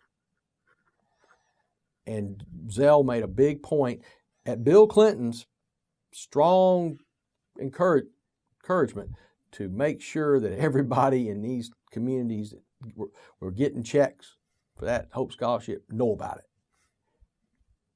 Hometown newspapers, whatever, printing their names out, whatever the case may be. We personalized it, writing them all letters. And that was not our style. Right. We were like, message, all that other stuff is Carville said that's all bullshit, man. But we had to get down to some micro. Right. Micro targeting. Now that's kind of the end thing, all this micro targeting. Right. But that was old-fashioned micro targeting. So you mentioned that those years, 91 and 93, they were dog years. Is that why you had already announced that you would be leaving? I was a little worn out. I can imagine. Because I'd actually been working with Zell on a day-to-day basis. Since 88. Since 88, for 5 years almost. And we had a great relationship. And it was a great experience. But and our understanding was, come in the governor's office, do this for a little while, and then go do what you want to do. Which was, once again, great advice from him, for me. Because I didn't know. Listen, I thought once we won the campaign, I was high as a kite. I'd hit the ceiling. I'd done everything I wanted to do. I didn't have any ambitions to go be chief of staff to the governor. I really didn't. But it was the right thing to do. Mm-hmm. And it just, things just kept. And he also encouraged me when I said to him in the fall of 92, look, I'm not going to be, I know we're looking at running for re-election. I'm not going to be around to be in this job for re-election. I'll be helpful and a part of it out from the outside, but I can't do this job full time and do the re-election. And he said, well, what are you thinking about doing? I said, I don't know. I may go with a law firm, may go with a public affairs communications firm, may go in investment banking, municipal bonds, something like that. Mm-hmm. And don't know. And he said, well, have you thought about going to Washington? I said, well, not really. He said, well, I think you'd have a great opportunity to go if we win this presidential race, because this would be perfect time, you and your life, your career, and we need somebody. We put all this into this Clinton thing. We need to have somebody up there that's part of us. I said, do you think I could get it? He says, oh yeah, you can get a good job in there. I mean, we'll work on that. All these folks. And I had gotten to know everybody. And it's like, okay. And then I started preparing for that and counseling with some of my friends from the Carter era, Hamilton Jordan being chief among them, about how all this works and what I should be doing and how to get ready to go if I get the call.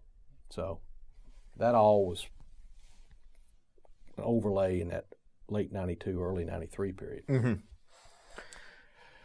Yeah, so I knew, but I didn't know. I went ahead and made my decision and stepped out. When I left the governor's office, I did not have, an official appointment at that time, but it was in the works.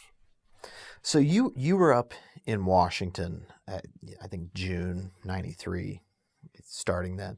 But you were there for the 94 midterms. Yes.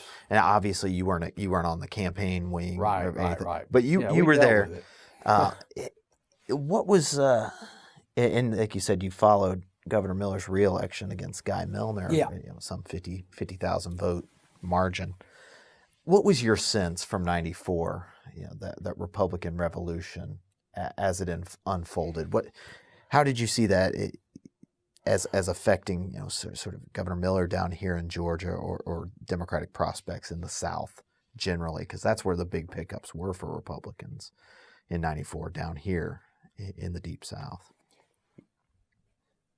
You mean how did I see it afterwards? Yeah, or how right. did I see it building up? Or Building up, the run up to the election. I could and feel then there was something going on out there in '94. We were catching it, and we were getting hit with all this some of this whitewater stuff, and we were into all these issues, just like Zell. Bill Clinton had an expansive, aggressive policy agenda, and he took on a lot of water over time as a result of it.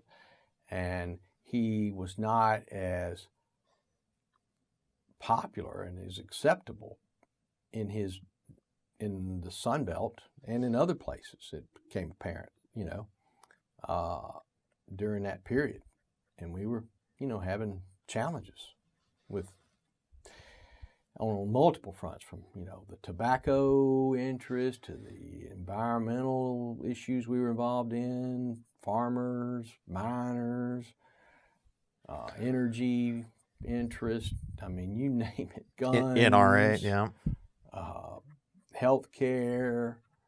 I mean, and then of course we had raised the marginal tax rates to deal with the deficit, and got no credit for any of the cuts or the revenue. And even though things were going in the right direction, we weren't getting any benefit. Mm-hmm. All right.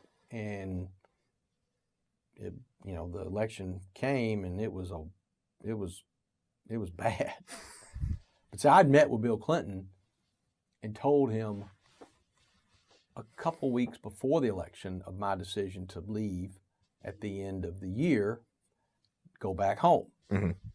And I pointed out to him, not that I didn't know all this stuff, but I said, we're getting killed by all these people inside the administration and on the Congress that are pushing their agenda, not your agenda, all their interest groups' agenda, And the governors, and he thought governors were bipartisan in many ways, and more open, and they had gotten a lot more partisan. And like, Pete Wilson in particular, John Engler, Tommy Thompson. Maybe they had worked with us on welfare reform and all, but on immigration we were getting killed. I mean, God, it was rough back in that period of time. But one of the things that had helped us was how we managed all these disasters, these natural disasters. I mean, Clinton was always appointing James Lee Witt to be in charge of that. And I had a lot of experience dealing with that when I was in the White House, working with all of the Great Flood of '93. 94. Well, they had floods in Midwest floods in '93. 93 was then the southeastern floods in '94. That's right, down Albany and. Oh yeah, Flint River. Yep. Yeah. Oh yeah. Thought about it yesterday, and so that helped. I mean, we got credit in some respects for that, but we were just viewed as too much of the Washington Democratic establishment at that time, and it just kind of killed us. But so you get to '94, Zell survives, Lawton Child survives, Mm-hmm. I think was Ned Ray McWhorter. No, he didn't run that year. Yeah, he did not. Yeah, so yeah, other states go. And George W. Bush won in Texas. Yeah. Right. Yeah, we were big. Van Richards and all that. Cuomo lost. That's right. Pataki was 94. And I think we lost in Pennsylvania. That was old Bob Casey seat, but then the lieutenant governor took it for a little while. And he lost. So there was Tom a lot of carnage out there, and all. So anyway, but Zell really tightened up and was very conscious of the Republicans after that, because he had statewide Republican office holders. Yeah. He had Linda Shrinko, he had John Oxendine, had the majority of the Public Service Commission. They were now, it wasn't the laughing majority stock. Of the congressional delegation. Yeah. That's right. Speaker Gingrich from our area. you know. Was it I guess 7 Republicans would have been 7 Republican I think it congressmen. was 7-4, wasn't it? Yeah, it would have been Gingrich had been there since 78, then the 3 won in 92, and then the 3 more in 94. Yeah, right. Yeah, we were feeling it. 92, you started feeling it with those congressional pickups like Linder, Kingston, Collins. Yes. So why do you think the 1990s? That's usually something I ask towards the end. But what was, for so long the Republicans had just been this sort of minority, not taken seriously, but by 1990s they're picking up congressional delegations, winning statewide elections, making small but steady gains in the General Assembly. Why that time period? Why the late 80s, 90s? Were the Republicans in Georgia able to finally make their presence known?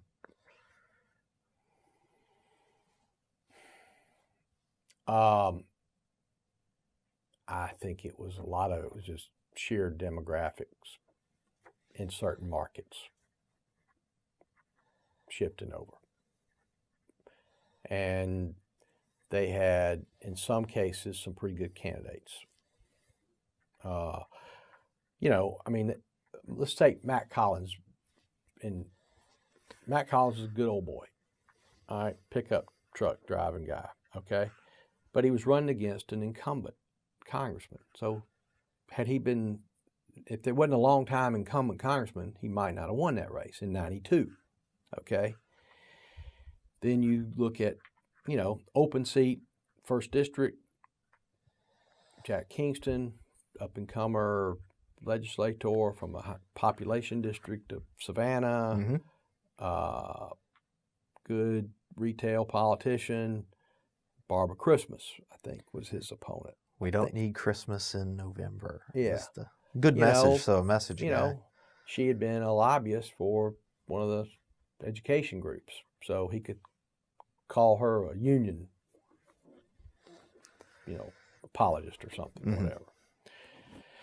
And run against a woman was still, down in that part of the state, southeast Georgia, woman has an uphill climb. And then you go to John Linder, Kathy Steinberg. That was a close one, but it is, that would have been more the traditionally Republican that would have area. Been, yeah, we were yeah. That was Pat Swindle's old seat. But we had changed it around. It's a new district. Right. Oh, yeah. Yeah. And all. So anyway, and then you had, and the reapportionment made these districts more homogeneous. And,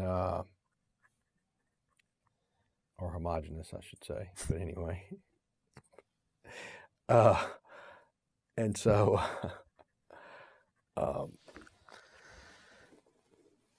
think that had a lot to do with it. So reapportionment, those demographic gains, and the segregation of those demographics through majority minority districts, all that bleaching and packing and all that stuff. So, Democrats would have been in charge of reapportionment in 91. But as historians, political scientists have shown, the Bush White House, the Bush Justice Department, the RNC had something called plan. It was the 91 plan to do what you're talking about, which is create more districts that are more amenable to Republicans to win in the Deep South by creating those guaranteed 70-80% African American minority districts. Right. Why then would the General Assembly sort of go along with the same approach that the Republican Party was really pushing? A lot of it was based upon how they were set up inside their caucuses. They want to maintain peace. Meaning sort of the white leadership and the legislative black caucus. Correct. Is that where you... Okay. Yeah. And, I think that was a big part of it. The other thing, too, was Paul Coverdale winning that Senate race in 92. That was a big deal. Against Wyche Fowler. In the runoff. Yeah, that. Yeah. That sort of instant credibility because you have. And Paul Coverdale was a very able political operative. Tell me about Paul Coverdale. That's, he passed away suddenly in 2000, so we never got a chance to interview or record his thoughts or career. But like you mentioned, he's a political. He was involved in building the Republican Party as well as being a legislator. Chairman before. Right. Yeah. Mm-hmm.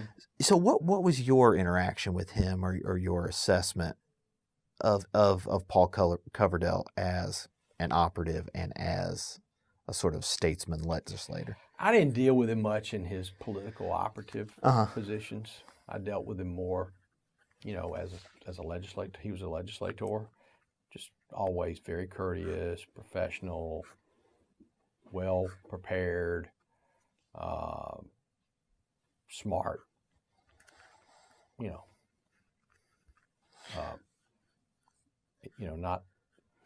Not he was easy guy to work with. I mean, and he understood the value of personal relationships too. 'Cause he had been in the minority. Oh yeah, he had to get things, but he was one of those 6 Republicans in the state Senate. He was not a backbench legislator who was in the minority party. He was not content to just throw things out there and not have them pass.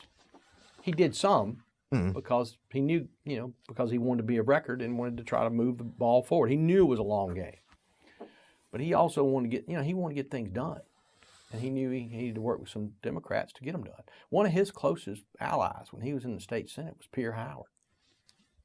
They used to, their seats were next to each other, and they were, urban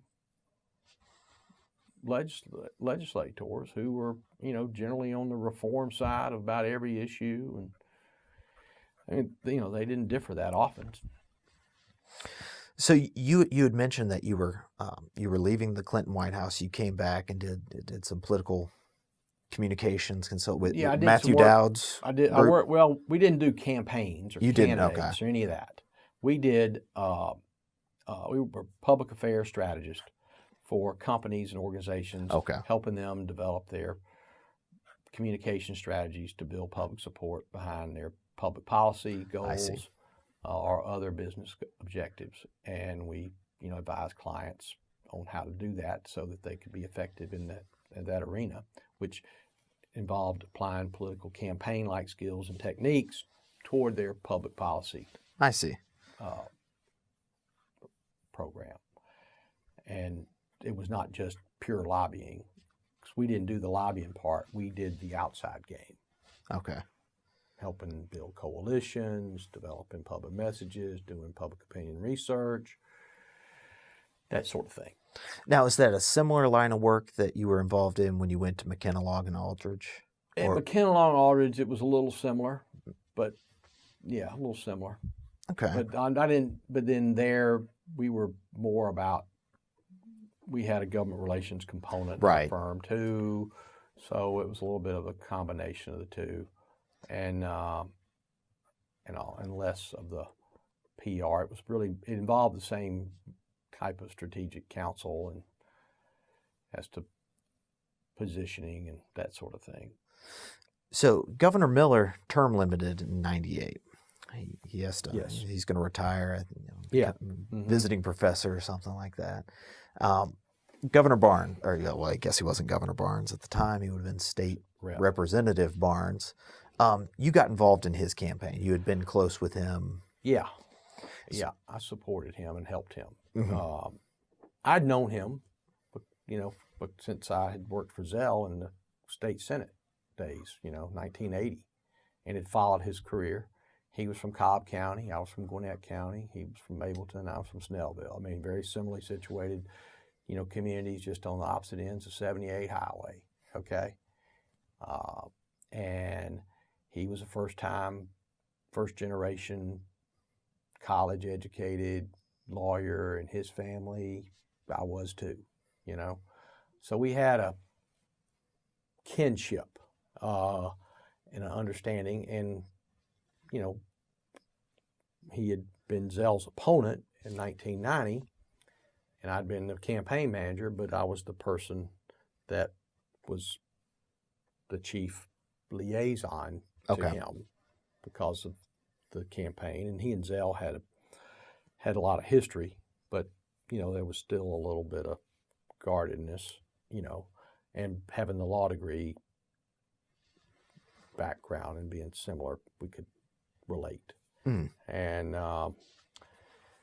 so I decided to be for Roy in that campaign. Now, Lewis Massey was a good friend of mine, gone to college together, been in a lot of groups together, knew Lewis. He'd been Pierre's chief of staff when I was Zell's chief of staff. Zell put him in the Secretary of State's position, and then, Pierre drops out, Roy gets in, Lewis gets in, David Porthris, I think, was running.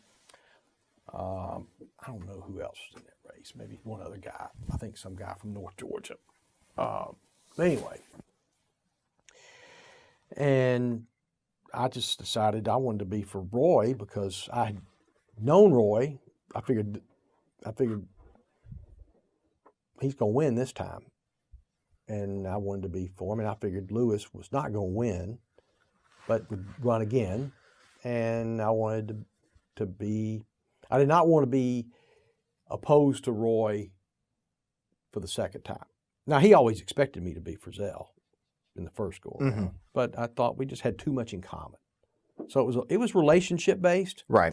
And so when I got in with Roy, I wasn't sure that Roy was going to do what it took for him to be successful as a statewide candidate. Was he going to be the reincarnation of Tom Murphy and Herman Talmadge type of candidate, or was he going to be the suburban reform, consumer, pro-taxpayer type candidate, which he had been in most of his career. Old Cobb versus the new Cobb. Yeah. Roy had the ability to bridge old Cobb and new Cobb, okay? But he was always torn between which one he wanted to be in, okay? And for him to win in the 1998 period, he needed to be more like new Cobb than old Cobb, okay, on the television. And he was great. I mean, he let me in the door early as I was just a senior advisor. I helped him raise money, develop strategy, deal with key relationships, things like that. And so I was, in on their campaign quite a bit while practicing law at the firm. So you were, jumping ahead, you were a co-chair of Al Gore's 2000 campaign. Yep. How did that compare to those Clinton campaigns in 92 and 96? It was a little bit of a challenge because you had the overlay of the White House administration. We had gone through the Monica Lewinsky stuff. I'd been very close to the Clinton team during that whole period, done a lot of public appearances on television and in the press on his behalf during that time. It was a rough period of time. And then, of course, Zell was one of Gore's national co-chairs in 98 he had a little PAC around the country, and Zell was one of the three co-chairs of that at that time. And so 99, Gore's running, Roy's in office,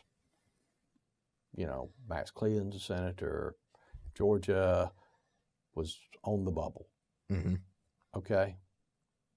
Because we had won it in 92, lost it a little bit in 96, had this big win in 98 with this dream team of a ticket, of Roy, Mark Taylor, Kathy Cox, Michael Thurman, Thurbert Baker. I mean, we had a lot of the elements in Georgia at that time.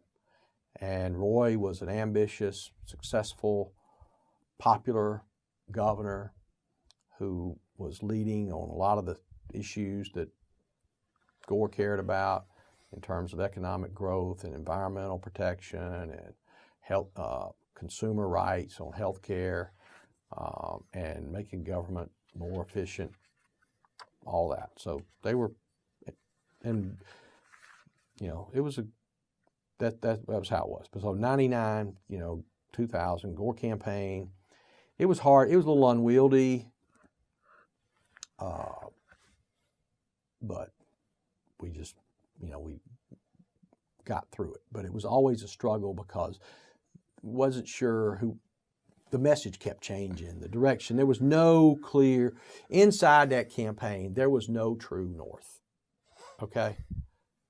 And the 92 campaign, for me, was great. We didn't have any bureaucracy. Mm. It was, I talked to Ron Manuel, talked to Bruce Lindsay, talked to James Carville, David Wilhelm, that's it. Craig Smith. There weren't about 5 people you need to talk to in the Clinton campaign. In the Gore campaign, that was Donna Brazil. She was campaign manager. That's right. Donna was a campaign manager. Yeah, Peter Knight was the chairman of finance. Johnny Hayes. They were good folks. But then there's all these Michael Hooley. And looking back, it wasn't as bad as some other more recent ones I've been affiliated with. But anyway, it was a little bit. And we weren't sure they were really going to play here. They would not give us a strong indication they were going to play here. And there were people inside of Georgia that didn't want to come in and raise money out of here if they weren't going to put it here. So there was always this tension. Okay. But the great thing about Georgia is the home of the civil rights community. It is the home of a former president. It is a place, symbolically, that's always going to be a part of that Democratic presidential campaign. Now, more so because it's going to be gettable, but even then, so we were in it. And then we were the hometown of the Olympics from the previous 4 years. The Clintons and the Gores put a lot in Georgia over that 8-year period. They were in and out of here all the time, cabinet members left and right. I was in the middle of a lot of those kind of, visits and forays and all, and they were partners of ours. The Clinton-Gore administration is what allowed us to get Atlantic Station built. Okay, that 17th Street Bridge was an initiative of Roy Barnes and the developers of Atlantic Station with the support of Vice President Gore, Secretary of HUD,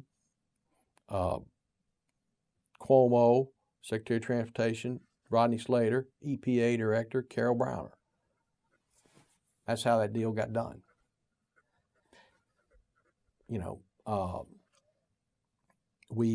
I had been representing Lockheed out of Marietta on the C-130Js, and they had never gotten a C-130J budgeted item in a presidential proposed budget. It had always been put in by congressional appropriators as an add-on, and they wanted it in the program because of so many that were needed over time. And once it got in the program, it would keep the line going. Well, I worked on their behalf, working with Roy and Max and Zell and Gore and the Clinton OMB office, along with others on their team, to get it put in to the budget that was proposed in January of 2000. And the message was this: this is a facility that is in the home county of the incumbent governor, your staunch ally, Al Gore. Max Cleland, Armed Services Committee member. We need to have this as a way of showing we can't have it not funded by the Democrats in the White House and having a deal and letting Gingrich and and Bob Barr. See, part of the problem, they didn't want to put it in because it's in Bob Barr's district. Right. Well, we said it isn't Bob Barr, it's Roy Barnes. Okay? Were you surprised when Governor Barnes lost in 2002? I was surprised, yes. At the time, yes, I was surprised. You say at the time. Have you with the over time you learn after you Like, look back and say, okay, now I understand why we lost. Mm-hmm. Or why that happened. But when it hits you, and you're on the wrong side of it, it's a pretty tough hit. Was it when you don't see it coming? Was it a similar feeling for Max Cleland in the Saxby-Chambliss race, or was that one? Both of them. Both. But yeah. Especially, I guess, coming off of '98, which had been such a bumper year for Georgia Democrats. Yeah. Yeah, and Zell had won the 2000 race. That's right. See, yeah, we didn't talk about that. That was a big deal with Mac Mattingly. That was a multi-candidate race too. Yeah, it was a special election. Election, multi-candidate race. Zell was very nervous. He was going to get in a run, had to have a runoff. Wasn't going to have enough money, and might get beat. All that. Well, it's interesting you say that, because usually when people think of the appointment of Zell Miller, that it was a done deal. Nobody was ever going to come close to touching Zell Miller. Well, that was what we believed when he got the appointment, and that's what happened. Mm-hmm. Well, why was Governor Miller so Because Governor Miller concerned? Had ended his career as governor with approval ratings around 80%.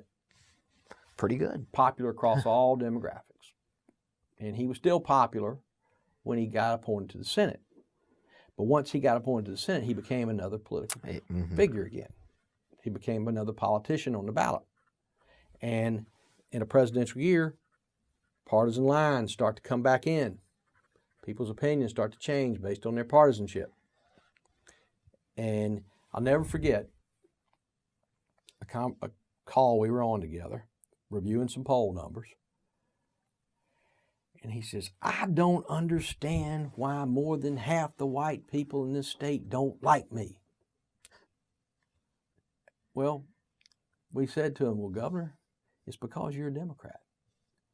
Democrats don't get numbers above 50. We're lucky to get 40% among whites at that time. Mm-hmm. That's good. You're at 45. I mean, I don't understand after all I've done why I'm not more popular than that among them. Because you're running for federal office as a Democrat. That should have told me something right then and there. Well, what's that? What should it have told you? Well, I mean, how he looked upon what he ought to do in the Senate. I see. Oh, well, you say 45% of white voters. I think what is it? Stacey Abrams take that today. She'd be governor. Oh, in a walk. Yeah, in a walk. Big time. So you 35. Yeah. Oh, yeah. Well, anyway, it's only 49 days away. We right. We will know sooner rather than later. But that really gets me to the bigger picture questions that we need to talk about, which is why were Georgia Democrats able to hold on to power? First, it was a shocking loss in 2002, but that was the first Republican governor in this state since Reconstruction. Why did Georgia Democrats hold on to power, assembly, and the governor's mansion for so long? I think it was a matter of time. It happened everywhere else but here. And we had Democrats who were able to bridge the gap between social progress and economic progress. And that's still the case. But the cultural issues what got us. Cultural issues, increased partisanship at the national level, being brought to the state level. Sort of nationalizing Georgia revolution politics. That, got passed down to there. And,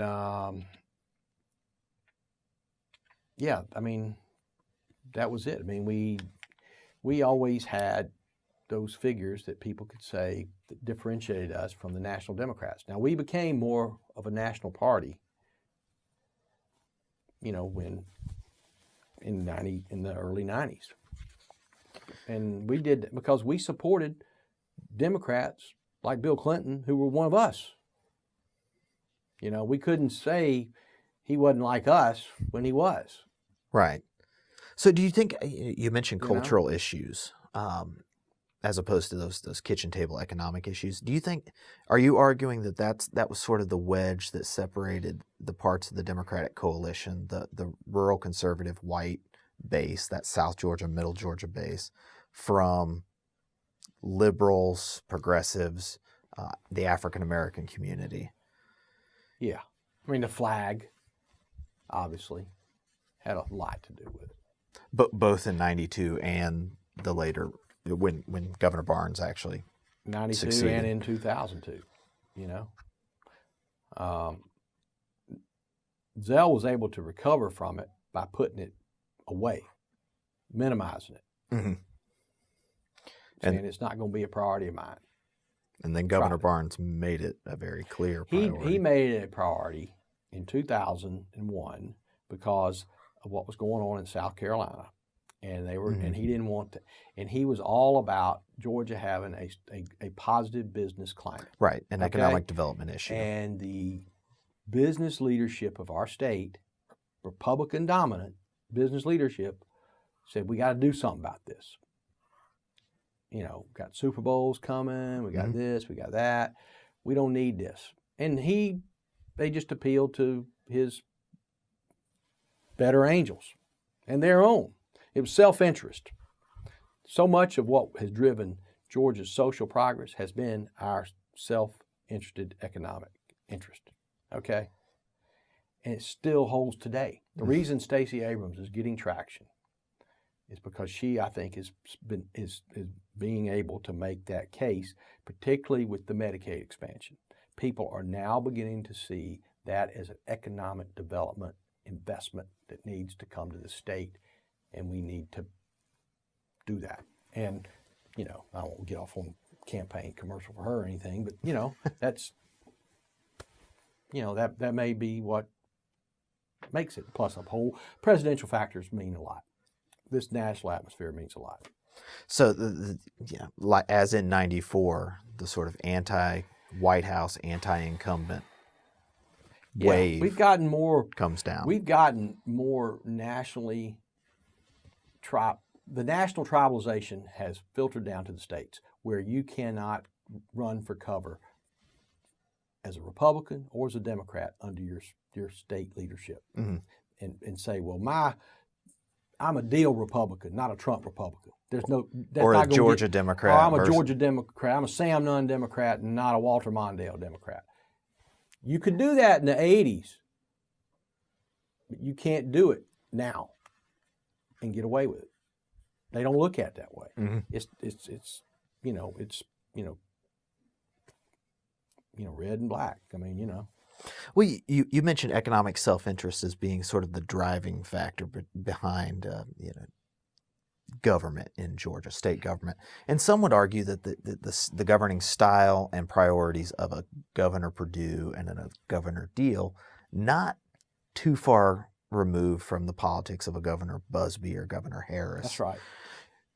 Where do you come down on that as sort of a? I don't. Both the thing to keep in mind, both Perdue and Deal were raised as state Democratic legislative leaders. Both of them held the role of Senate President Pro Tem, as Democrats. They'd been on the conference committees as Democrats. They knew. So their style of governing was not, let's throw a bunch of wedge issues out there, throw some bombs, and let's see what happens. And they're not disruptive politicians, right? Okay, so that's they kind of fit some of that older mold. Yeah, they're not as, they were more risk averse in policy than say a Zell Miller and a Roy Barnes. They're not going to push the state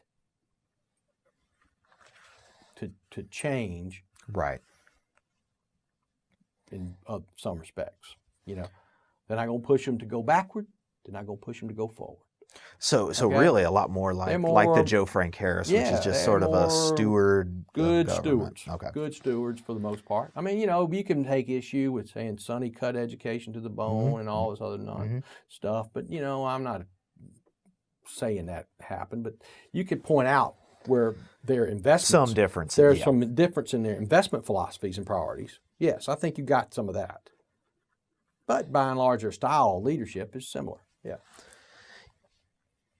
What do you think the biggest danger to the Republican majority in this state is, looking at it here from 2018? The biggest danger, I have this view, that Democrats get beat because they overreach on policy. Republicans get beat because they overreach on power.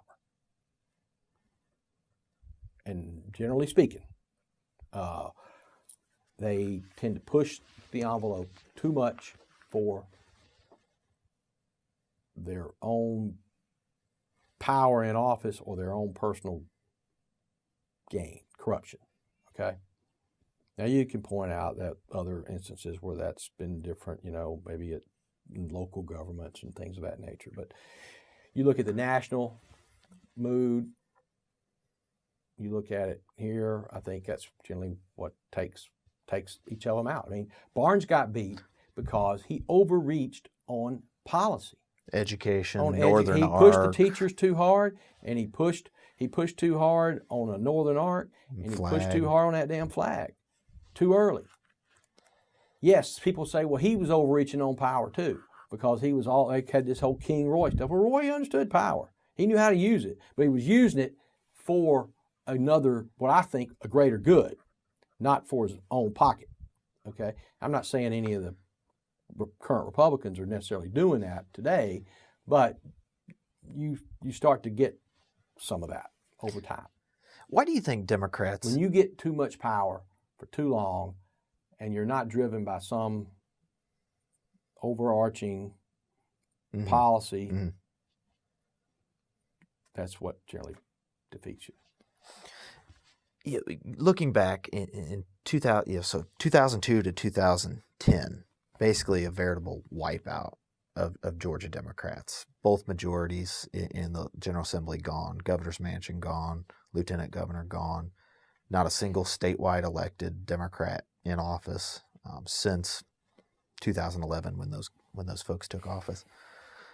Why haven't Georgia Democrats been able to make something of a comeback yet? 2018 might be different. Who knows? But between those years, I think they've lost a lot of the farm system.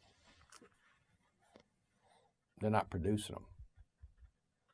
So no bench of... They're having to produce them from a different standpoint now. They used to produce them out of the legislature. Right. Legislature's not a pipeline much. And so they're having to, come up with them from different angles. I think the nonprofit leadership group is a good resource. I think other business people that have resources and are, progressively minded are options. Folks coming out of the education community, and you're going to get others that are just going to happen over time. Yeah, there's the line of argument that Democrats just hold on. The demographics are destiny. Right. You sound like a skeptic, but I think there are changes. Yes. Mm-hmm. Oh yeah. I think demographics are helping Democrats. Right. No doubt about it. Now, but also they can hurt too if you don't have a message that speaks to the demographic group that is still dominant but it's declining. Well, that was going to be my question. Is what do Democrats or Republicans have to do as a party to address those changing demographics? What sort of message do the Republican Party and the Democratic Party, if they want to take advantage of sort of those metro area social demographic tolerance, change? Inclusion, pro-investment. I think those are the themes the party that has those themes is the party that's going to be the party of tomorrow in power. You know, one of those flashpoints of demographic change was the 6th congressional district in Metro Atlanta, North Metro, with John Ossoff, Karen Handel, in 2017. Yeah. That's a R plus 12, 16, whatever Cook has it at anymore, I'm not sure. Ossoff came up short by about 4 points, which is fantastically better than any Democrat has done there, since that district was drawn. He got 19 points better than Romney. So you have a 19-point swing. What accounts for that in the summer of 2017? Is it those demographics, or is it the backlash against both? Both. Having an alternative. I mean, face it, Tom Price didn't have an opponent. But you were looking at what Romney got against Obama in that swing, okay? And, he turned it, with money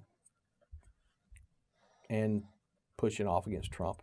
Although I don't think he pushed off enough against Trump. I think he should have labeled Karen Handel as part of the Washington Republican mess. Mm-hmm.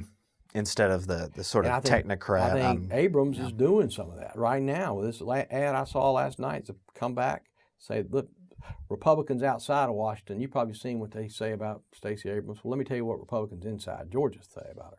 And they go through all this stuff with her shaking hands with Deal and helping pass a transportation bill and helping do this and that. It's like, when we win, when she wins, we all win. It's a unifying message. She's running on unity, not division, in these ads. Mm-hmm. Were you surprised that the Republican primary turned out the way it did with Brian Kemp and Casey Cagle? After they went into a runoff and watching it over time, I felt like Kemp was going to win. I thought he'd win by about 10 points. We were only off by 30. But Kemp, with the Trump thing, added 20 more points to him. Easy. And sort of the air of inevitability after that. At least it felt that way once that announcement. Oh, yeah. So, I guess we talked, this is a good way to wrap up, but what portends for Democrats and Republicans 49 days from now? What's going to happen? Who knows what's going to happen because of the person that occupies the White House. And I think we're in the era of everything is just flowing out of what's happening in Washington in the White House, okay? And there's going to be very little difference between Trump's numbers and Brian Kemp's numbers, okay? And now, Brian Kemp still favored to win this thing. Sure. But stuff happens that way. And, Abrams has got to hit it just right on changing these numbers on the turnout. Mm-hmm. She's got to get presidential voters to vote in the gubernatorial election. If she gets presidential Democrats to turn out in gubernatorial years, like Republicans have done in off years in the past, like 2002 in particular, mm-hmm. she could win. Provided they don't try to villainize her too much, effectively, right, among certain white voters that are on the fence, the Romney-Hillary voter, okay? She's got to keep that Romney-Hillary voter and get all the other persons of color out that voted in presidential. So very small room for error on the Democratic side. Yeah, but who knows what either one of them can do to control it. Because the environment is so nationalized. Yes. Yeah. Well, what's next for Keith Mason? Anything? Politically, I don't have any new mountains to climb. I've been there, done that. I've been a part of more than I ever dreamed, from, successful gubernatorial campaigns and stewardships, being in the White House, being close to the president, the vice president for 8 years, you know, having relationships with a lot of other key, you know, office holders, both in Georgia and nationally.